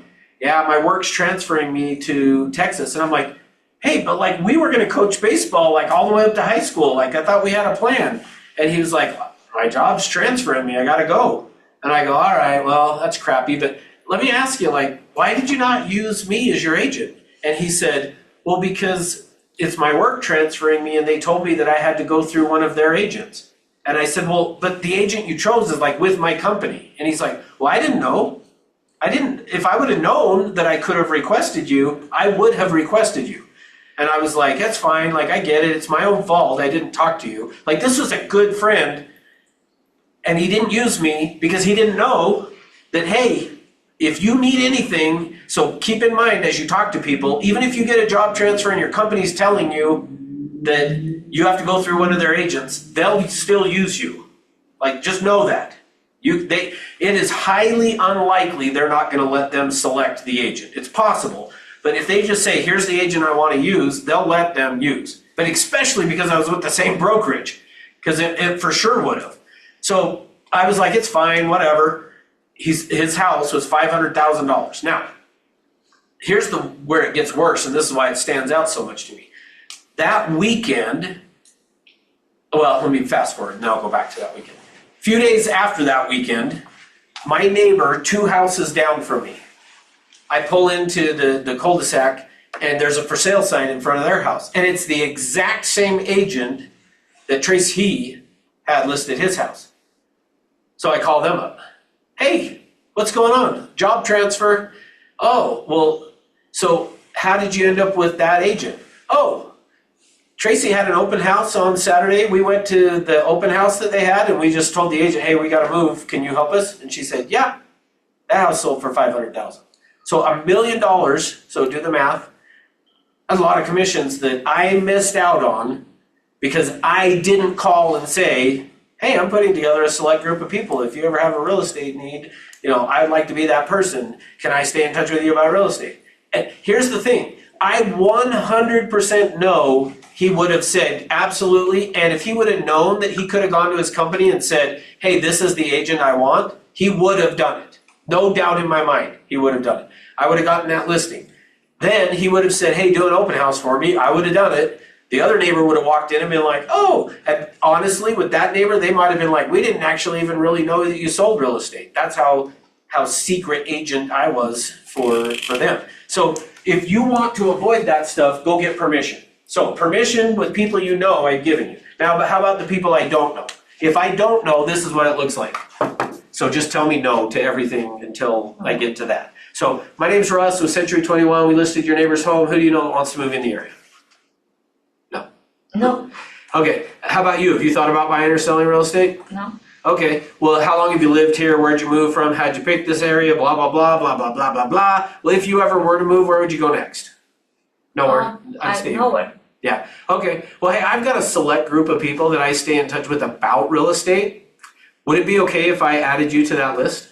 No. No, you can say yes to that one. Yes. Okay, so now if she says no, then great, I'll move on. But if she says yes, great, okay, perfect. So what I'm gonna do is I'm gonna send you an email once a month And then I'll just give you a call periodically to check in to see if you have any real estate needs. What's the best email address to send that to?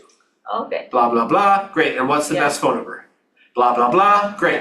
Woo, I just go and add her to my list. Okay. So think of it this way, and we'll talk about this tomorrow again. When you're prospecting, you have two objectives. Your primary objective is what? Find a client. Set an appointment. Yeah. Secondary is add them to my database. Okay, so I'm gonna try to get an appointment. Try 3 or 4 or 5 times. If I can't get it, hey, I've got a select group of people that I stay in touch with about real estate. I'd like to add to that list. Would that be okay? Yes, great. Get their information. Boom. Okay. Get permission from all 200.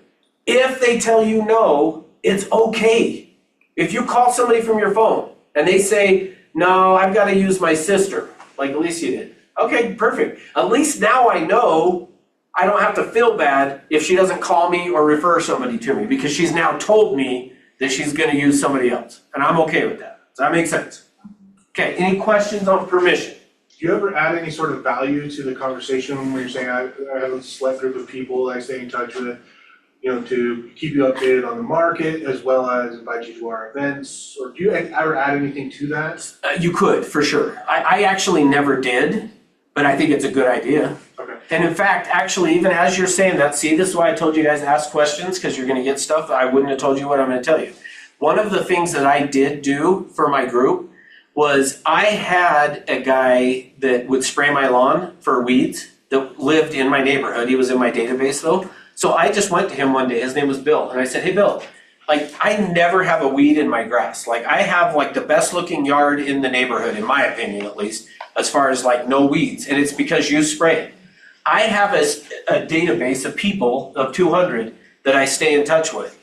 I want to recommend you to them, but could you create some type of like a coupon? And back then I wasn't doing email, I was doing a mailing, which I'll explain in a bit. But I said, I want to mail to all 200 people and recommend you that if they're looking for somebody to spray their lawn, they should use you. And he was like, yeah, sure. So he created this coupon for me, and I wrote a letter. In the letter I put, can't guarantee his services. Like I'm not saying you're gonna have the same result I had basically, but he's done an awesome job for me. If you've been thinking about having somebody spray for weeds, I found he's awesome, you should use him. So I referred him out, sent that out for him.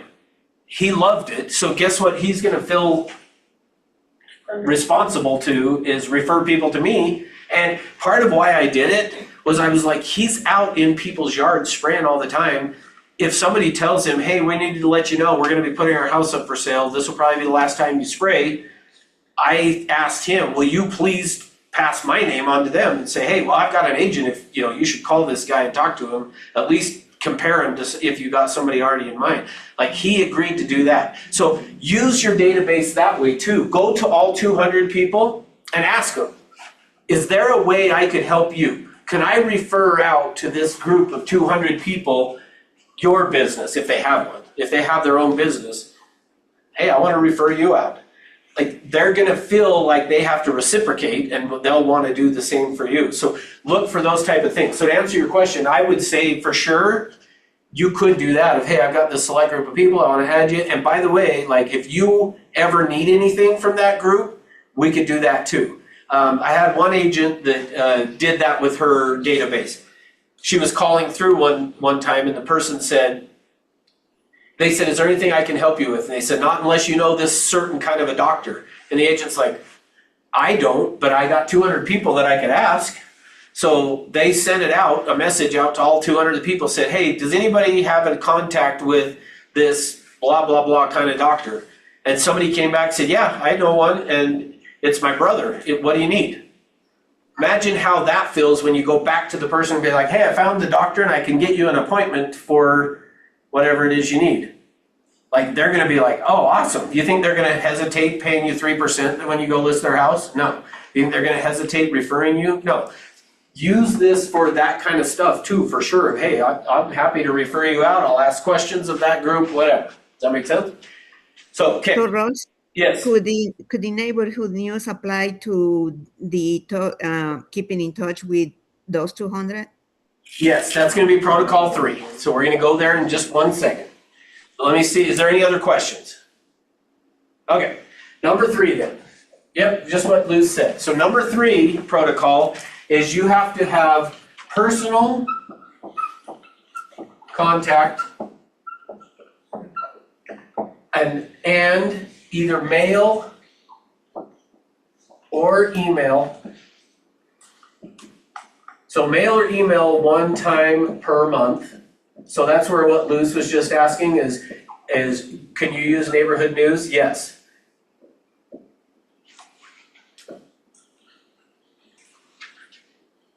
So yes, you can use neighborhood news.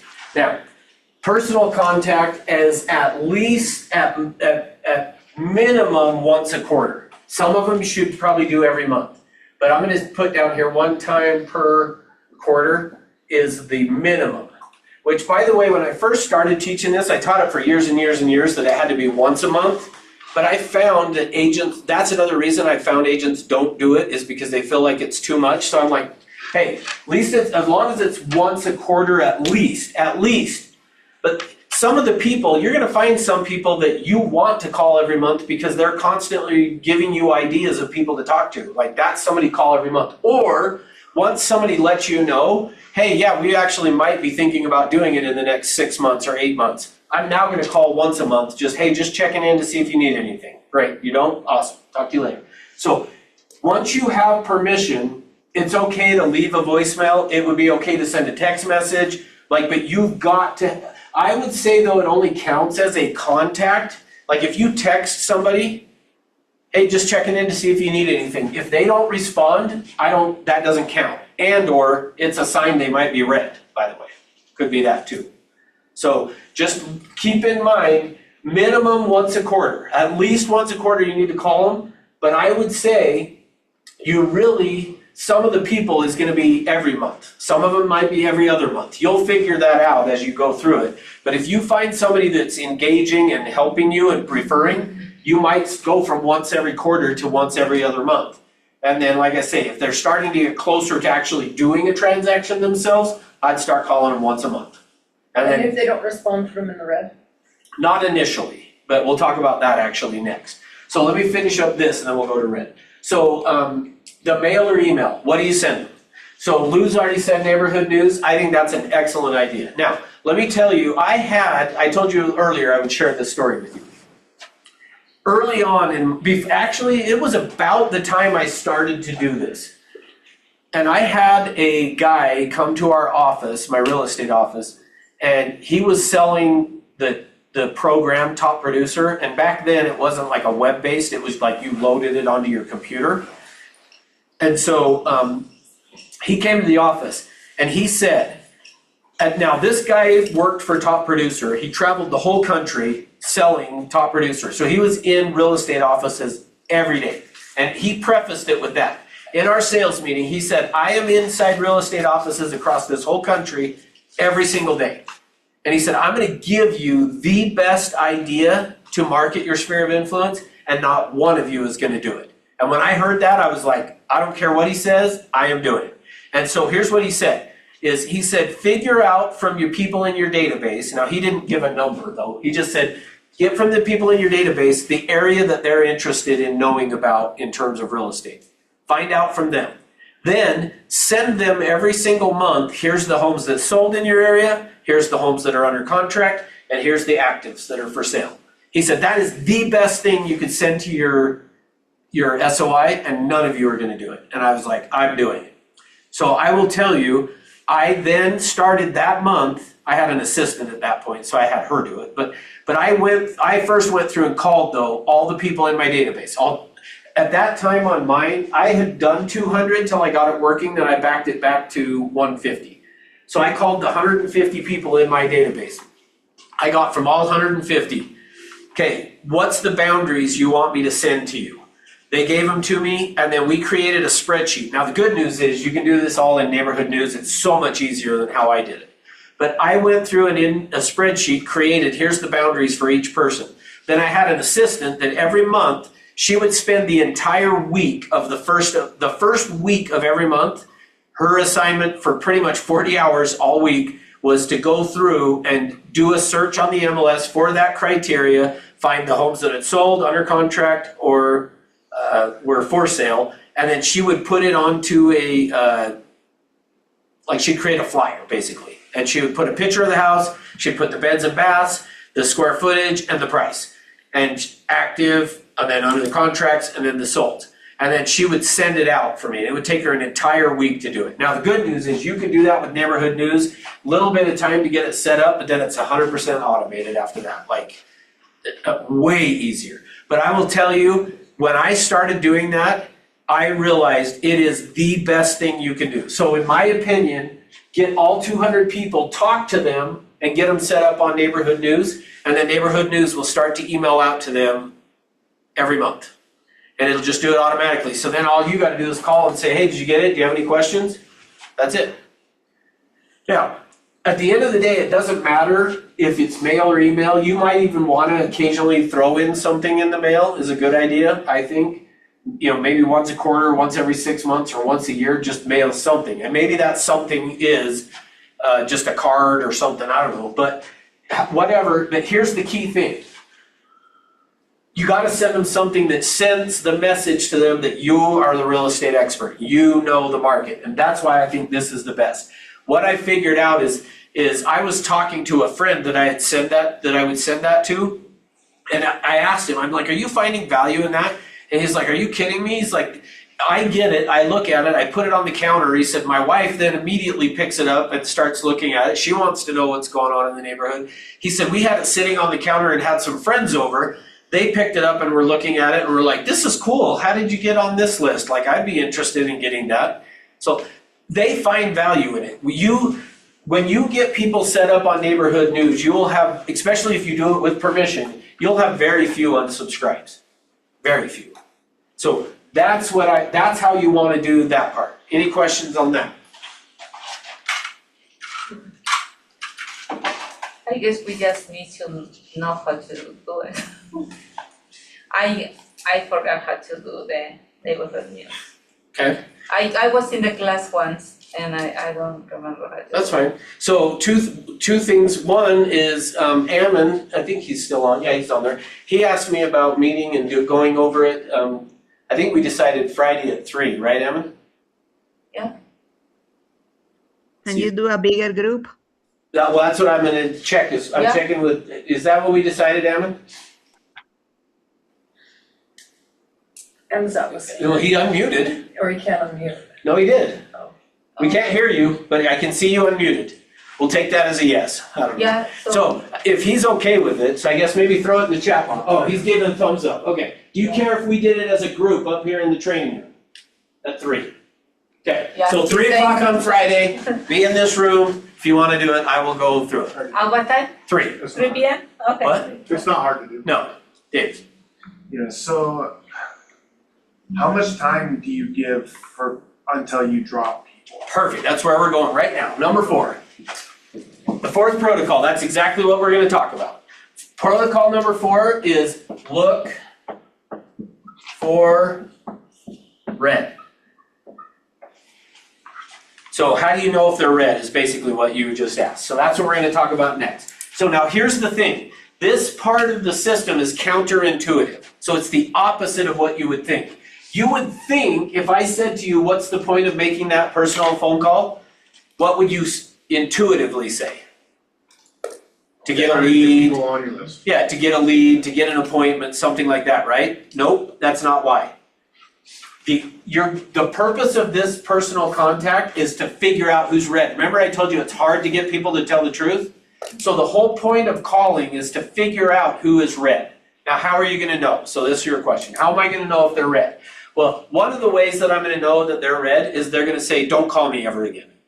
Take me off your list. If they say that, they're red. Remove them. The other way you're gonna know is you drive by their house and there's a for sale sign out front and it's not yours. Then you're gonna know they're red. Now, luckily, that won't happen if you're doing this. If you're following this, at least it'll be very rare if it does. So the other way you're gonna know that they're red is I try to call them and they don't answer. Yeah. Or I text and they never respond. They don't acknowledge it at all. So I'm a baseball fan, so I like to do, how I typically do it is 3 strikes and you're out.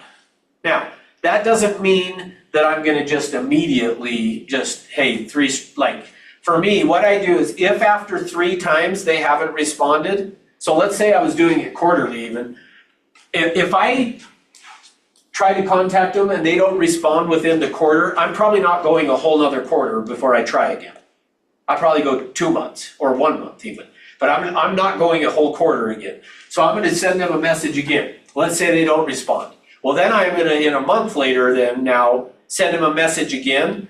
And you can decide. I usually did it on the 4th, even though I said I'm a baseball fan, but after 3 strikes, I would give them a 4th chance. And what I would do is this. So let's say that it had been text and they hadn't responded. On that 4th, have 3 times that they've not responded. On the 4th one, I'm gonna send you, let's say it's you, I'm gonna send you a text. Hey Davis, this is Russ. I got a really important question for you. When can we talk on the phone? And if I sent you that text, what would you do? Well, if I still wanted to keep you in contact, then I'd call you. Yep. You say, hey, how about tomorrow at this time or today at this time? Now, if you really let's say we met door knocking and you don't feel like you even know me, care about me, whatever, you're probably just not gonna respond. If that happens, guess what? You're out. So you can do the same thing with phone calls. So if I'm calling and they haven't responded, which ideally I would say you want to talk to them, because the problem with a text message is you get to interpret it however you want to interpret what they're saying, and they do the same. So ideally, get them on the phone, I would say, but here's the thing, same concept though. Let's say I'm calling you and you don't answer, calling, you don't answer. I'm gonna leave a message and or send the text message. I've got a really important question for you, call me. If you say, I've got a really important question and they don't respond, they're telling you, we're red. I just don't want to hurt your feelings, so I'm not saying anything. So they're red. Now, what if I am calling and talking to them and they answer the phone? If you sense, here's the difference. This is why this works so well. If you're calling looking for green and you get them on the phone and they're just kind of blah at talking to you, more than likely, you're gonna just hang up and not wanna confront it. Because you're like, well, I want green, I don't want red. But if your purpose is to find red, that's my objective, and you guys gotta see how hard it is to get people to tell you the truth, then I'm gonna confront it. So Jeremiah, let's role play, okay? So answer the phone, but be kind of almost like, oh crap, why did I answer the phone? I wish I wouldn't have. So ring. Hello. Hey Jeremiah, this is Russ, Orchard, Century 21, how you doing? Good, how are you? Good. Hey, I just was checking in with you, giving you that call, just to see if there's anything I can do for you in terms of real estate. Haven't really been thinking much about it. Okay, cool. Hey, have you heard of anybody else thinking of buying or selling? I'm not too sure. Not too sure. Okay. Well, hey, let me just ask you while I got you on the phone. Are you still okay with me staying in touch with you about real estate? Yeah, how often? Just like I've been doing, just once a quarter. So here's the thing, if you're great with it, that's good. But if at any time you feel like, hey, I'd really rather not be on this list, will you promise me you'll let me know? Sure. Okay, which I'm kind of getting the feeling maybe you don't want to be on the list. Is that right? Yeah, kind of. Okay, hey, perfect. Hey, no problem. If you ever do need anything, give me a call. But hey, I will take you off the list and I won't send you those wonderful prizes anymore. No, but that's perfect. I'll just take you off the list. I appreciate you being honest with me. I wish more people would do that. Sounds good. Okay, talk to you later. Red, get rid of them. And celebrate. Don't feel bad. Be like, thank you. Because remember, it's easy to get people to lie. It's hard to get them to tell the truth. When I finally get somebody to tell me, yeah, I'm probably never going to refer to you. Okay. Now, here's the good news, though. Let's say that I had been staying in touch with him for a year. And which that would be the other thing. Let me go to that. If I've been staying in touch with somebody for a year, sending the neighborhood news and calling and talking to them or texting them, whatever, and I'm like, I want to talk to them and find out, hey, are you good with this? Are you okay with it? And if you did hear of somebody, are you going to refer it? Don't be afraid to think of it that way. Anytime you feel like somebody's red, go right back to permission. Are you still okay with me staying in touch with you? Because if you're ever not, just tell me. Because the last thing I want to do is you dread me calling, and the last thing I want to do is dread calling you. Which, by the way, that's another way you can tell somebody's red. Another way you can tell they're red is when they pop up and you're supposed to call them and you look at them and go, I don't really want to call them. Guess what? Yeah. They're red. So get rid of them. Like, that's the good news. You don't have to. It's put a sticker on it, get rid of it, and you get a free throw. Go ahead. Yeah, so what if somebody is green, right, and they've been responding to you, and you've gotten referrals from them, but for a long time, you haven't gotten anything out of it, but they're still responding? Good question. So in that scenario, probably what I would do, the way I did it is I like to also kind of think of it as the stoplight, or red, yellow, green. That person, I'd be like, I might classify them as like an inside neighborhood, or not neighborhood news, in Moxie Engage. Inside Moxie Engage, you could create groups, and you could create a group that's like yellow or clear, however you want to say it. But I usually did it as they're yellow. And I interpreted that as like, I'm unsure on this person, so if I need to replace them, I'll probably just replace them.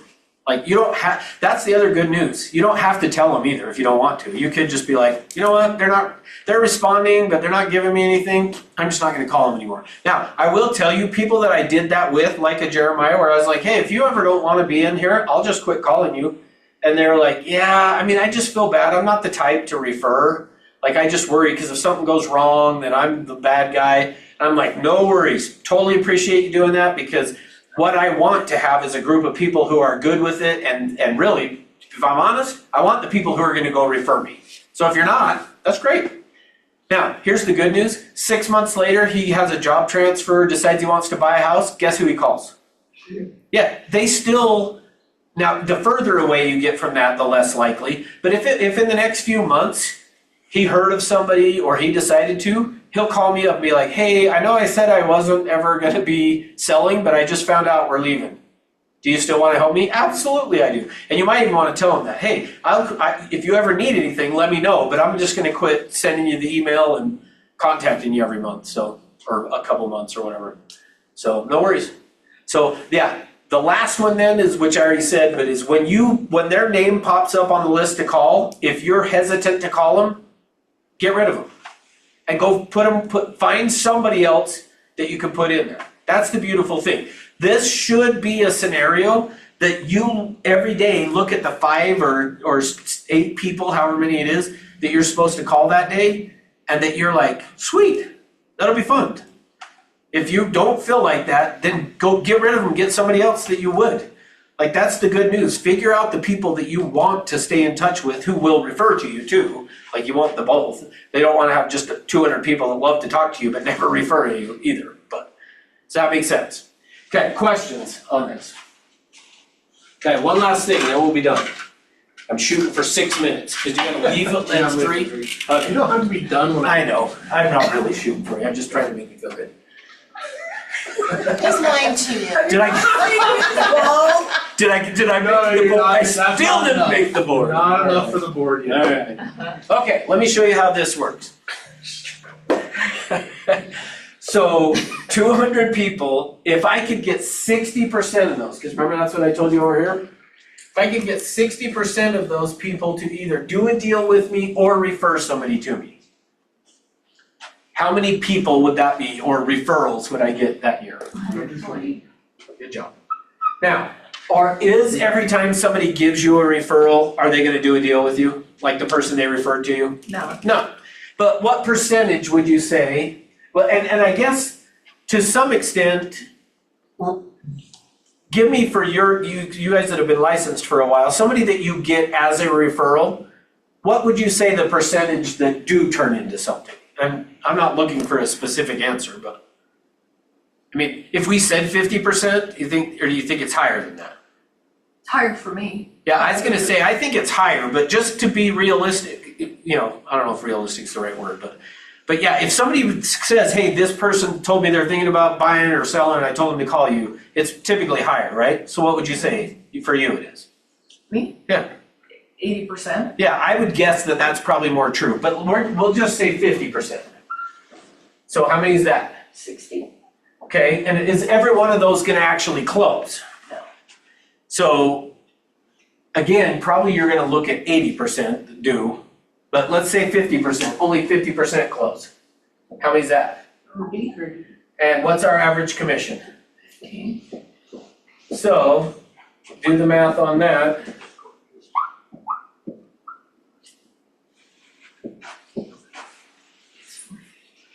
Is it 450? Did I do it wrong? You're doing, yeah, that's 450. Cypress High School, there's your Cypress High School math right there. Thank you, sorry. I just automatically always do 10,000, so, yeah, sorry. Well, good, that makes it even better for you then. So that makes it even worse, don't do it. So what you're telling me is I need to go back through my contacts, leave the categories, but recategorize them green as I'm going through them, and then move them slowly to red. Well, only if they turn red, yes, but yeah.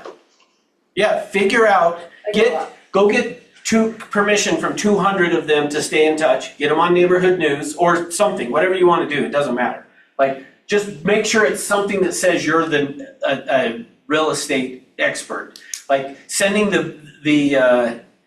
I know some agents that use Boomerang where they send out like the, Video? no, the coupons. Oh, the Boomerang. Yeah, the Boomerang coupons where the idea is it's a Boomerang, you send them a coupon, then they send you a referral, allegedly is the idea of Boomerang. But my only concern with that is they associate with you as the person who gives them a free chicken sandwich from Zaxby's or whatever. And that's not what you want them to associate you as. You want them to associate you as the real estate expert. So because you're sending them the real estate stuff. So that's my only thing I would say on that. But yeah, just start going through Ross, permission. Yes. Ross, the lenders sometimes have a program where they can, I think they want to call, to be, of course, noticed too, but where people can keep in touch of the value of their house. Oh yeah, HomeBot. Yeah. Yeah, that's fine. How about that one? It doesn't matter to me. Like, I don't care what you use, just something that says you're the real estate expert, something that they associate with you as being real estate. Like, the Realtor magazine used to always have a funnies section, and one agent wrote in, this is the best one that I ever saw, the agent wrote in and said, yeah, I had the funniest thing happen. I mail out recipe cards, and I got a call one day from a past client that said, hey, love your recipe cards, we've moved, we wanted to give you our new address so you could keep sending it to us. Yeah, do you see the problem with that? They moved, want the recipe cards, didn't use her. Yeah. So that's why I don't want to do of that. If you want to supplement it with those other things, that's fine. But make sure you're sending stuff that says, I'm the real estate expert in the area.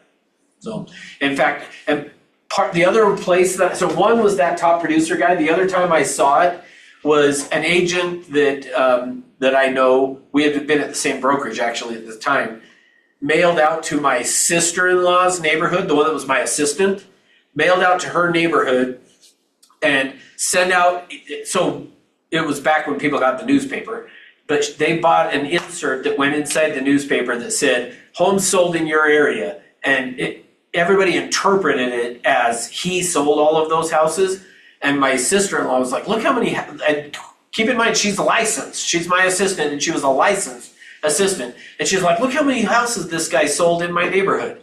And when I looked him up, I'm like, he didn't sell hardly any of those houses. He was just saying, here are the homes that sold in your neighborhood. So, like, that's what you want, is them to, and I will tell you from my experience, when you start sending out this neighborhood news, they start to assume you are the one who sold all those houses. And we're not trying to imply that we did, but that's just what happens in their mind. So they become like convinced, like, well, you sell every house in their neighborhood, why wouldn't they call you? So, does it make sense? Okay, what other questions? Is there such thing as too much data to send someone? I would say it depends on the personality style, but yes, probably. Like, you don't want to overwhelm them necessarily unless you know they love data, but really the main thing is just here's the homes that are for sale in your area, here's the under contracts and the solds. That's interesting. I talked to an acquaintance And he said, yeah, my realtor calls me once a year. I said, do they do client appreciation? And he was like, no, I'd send a business all the time. Well, good to know. Yeah. Once a year. That's somebody you want in your database, so start calling them every quarter and He they'll- says he's gonna use the realtor, so I'm like, He said what? he's gonna use the same realtor, even though he said that's plenty, he doesn't want more than that. Okay, I'm well, like, that's fine, well, great, move You on. guys must have a good time with closing, I don't Yeah, know. move on. So I did have one guy in my neighborhood that, that when I called him to get permission, he said to me, yeah, I just don't feel comfortable doing business with a friend, so like, if I'm honest, I wouldn't refer to, or no, I wouldn't use you. And I said, but would you refer to me? And he said, oh yeah, I would refer to you, I just don't feel comfortable doing a deal with you. And I said, that's fine, if you'll refer to me, great, I'm happy. And he did, he would refer people to me. So I ran into him a few years ago, and we have a 2-mile walking trail around our neighborhood. I ran into him on that, and I had just taught this class, and I was like, hey, I talked to you about you in one of my classes. And he's like, for what? And I said, don't you remember when I called you years ago and asked you if you would use me, and you said no, but you would refer? And he's like, I never said that, I would totally use you. So, and he said, actually, at that time, he's like, in fact, I'm probably gonna be retiring in the next few years, and I'm gonna have you sell my house. Great. He hasn't yet, but, I mean, he hasn't retired yet, but I went to dinner with him 2 weeks ago, and he'll use me. But initially, he said he wouldn't. So I don't know if he's now in a better financial position, so he doesn't care. He's just gotten older, doesn't care. I don't know, but anyway, It's lightened up. lightened up, yeah. Or he's lying to you. Or he's still lying to me, exactly. All right, any other questions? Okay, well, thanks for being here. Fortunately, or unfortunately, depending on how you wanna look at it. So tomorrow, we're gonna do needs analysis and lead generation, and you get me the whole day. So I don't know if that's good or bad, but you got me the whole day. Jason's off because it's his kid's spring break all week, but his wife worked Monday, Tuesday, today, Wednesday, so now they're gonna do some family, go somewhere on Thursday, Friday, Saturday, so anyway. So you get me tomorrow, so we'll start 10 a.m.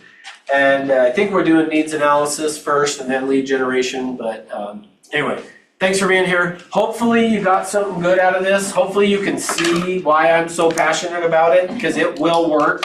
It's just, are you gonna do these things? And you can see they're not hard. It's not like I'm saying you gotta go do 2,000 push-ups every day and then they'll, use you, but go ahead, Stephanie, I can tell you want to say something. I'm gonna say, Thank you, Ross. Thank you. Get out. Okay, thanks for being here. We'll see you guys tomorrow morning, 10 a.m. It'll be fun. Actually, be here at 8, because I'm doing morning ascent tomorrow. Okay, that's. What should I talk about? not stopping on the green light. Don't stop on a green light. That's what I will do. I'm gonna see if I can figure out a way to turn that into a message for tomorrow. Probably not. That's funny. And you know what is even better, is doing Dallas tap. That is good. Yeah. So,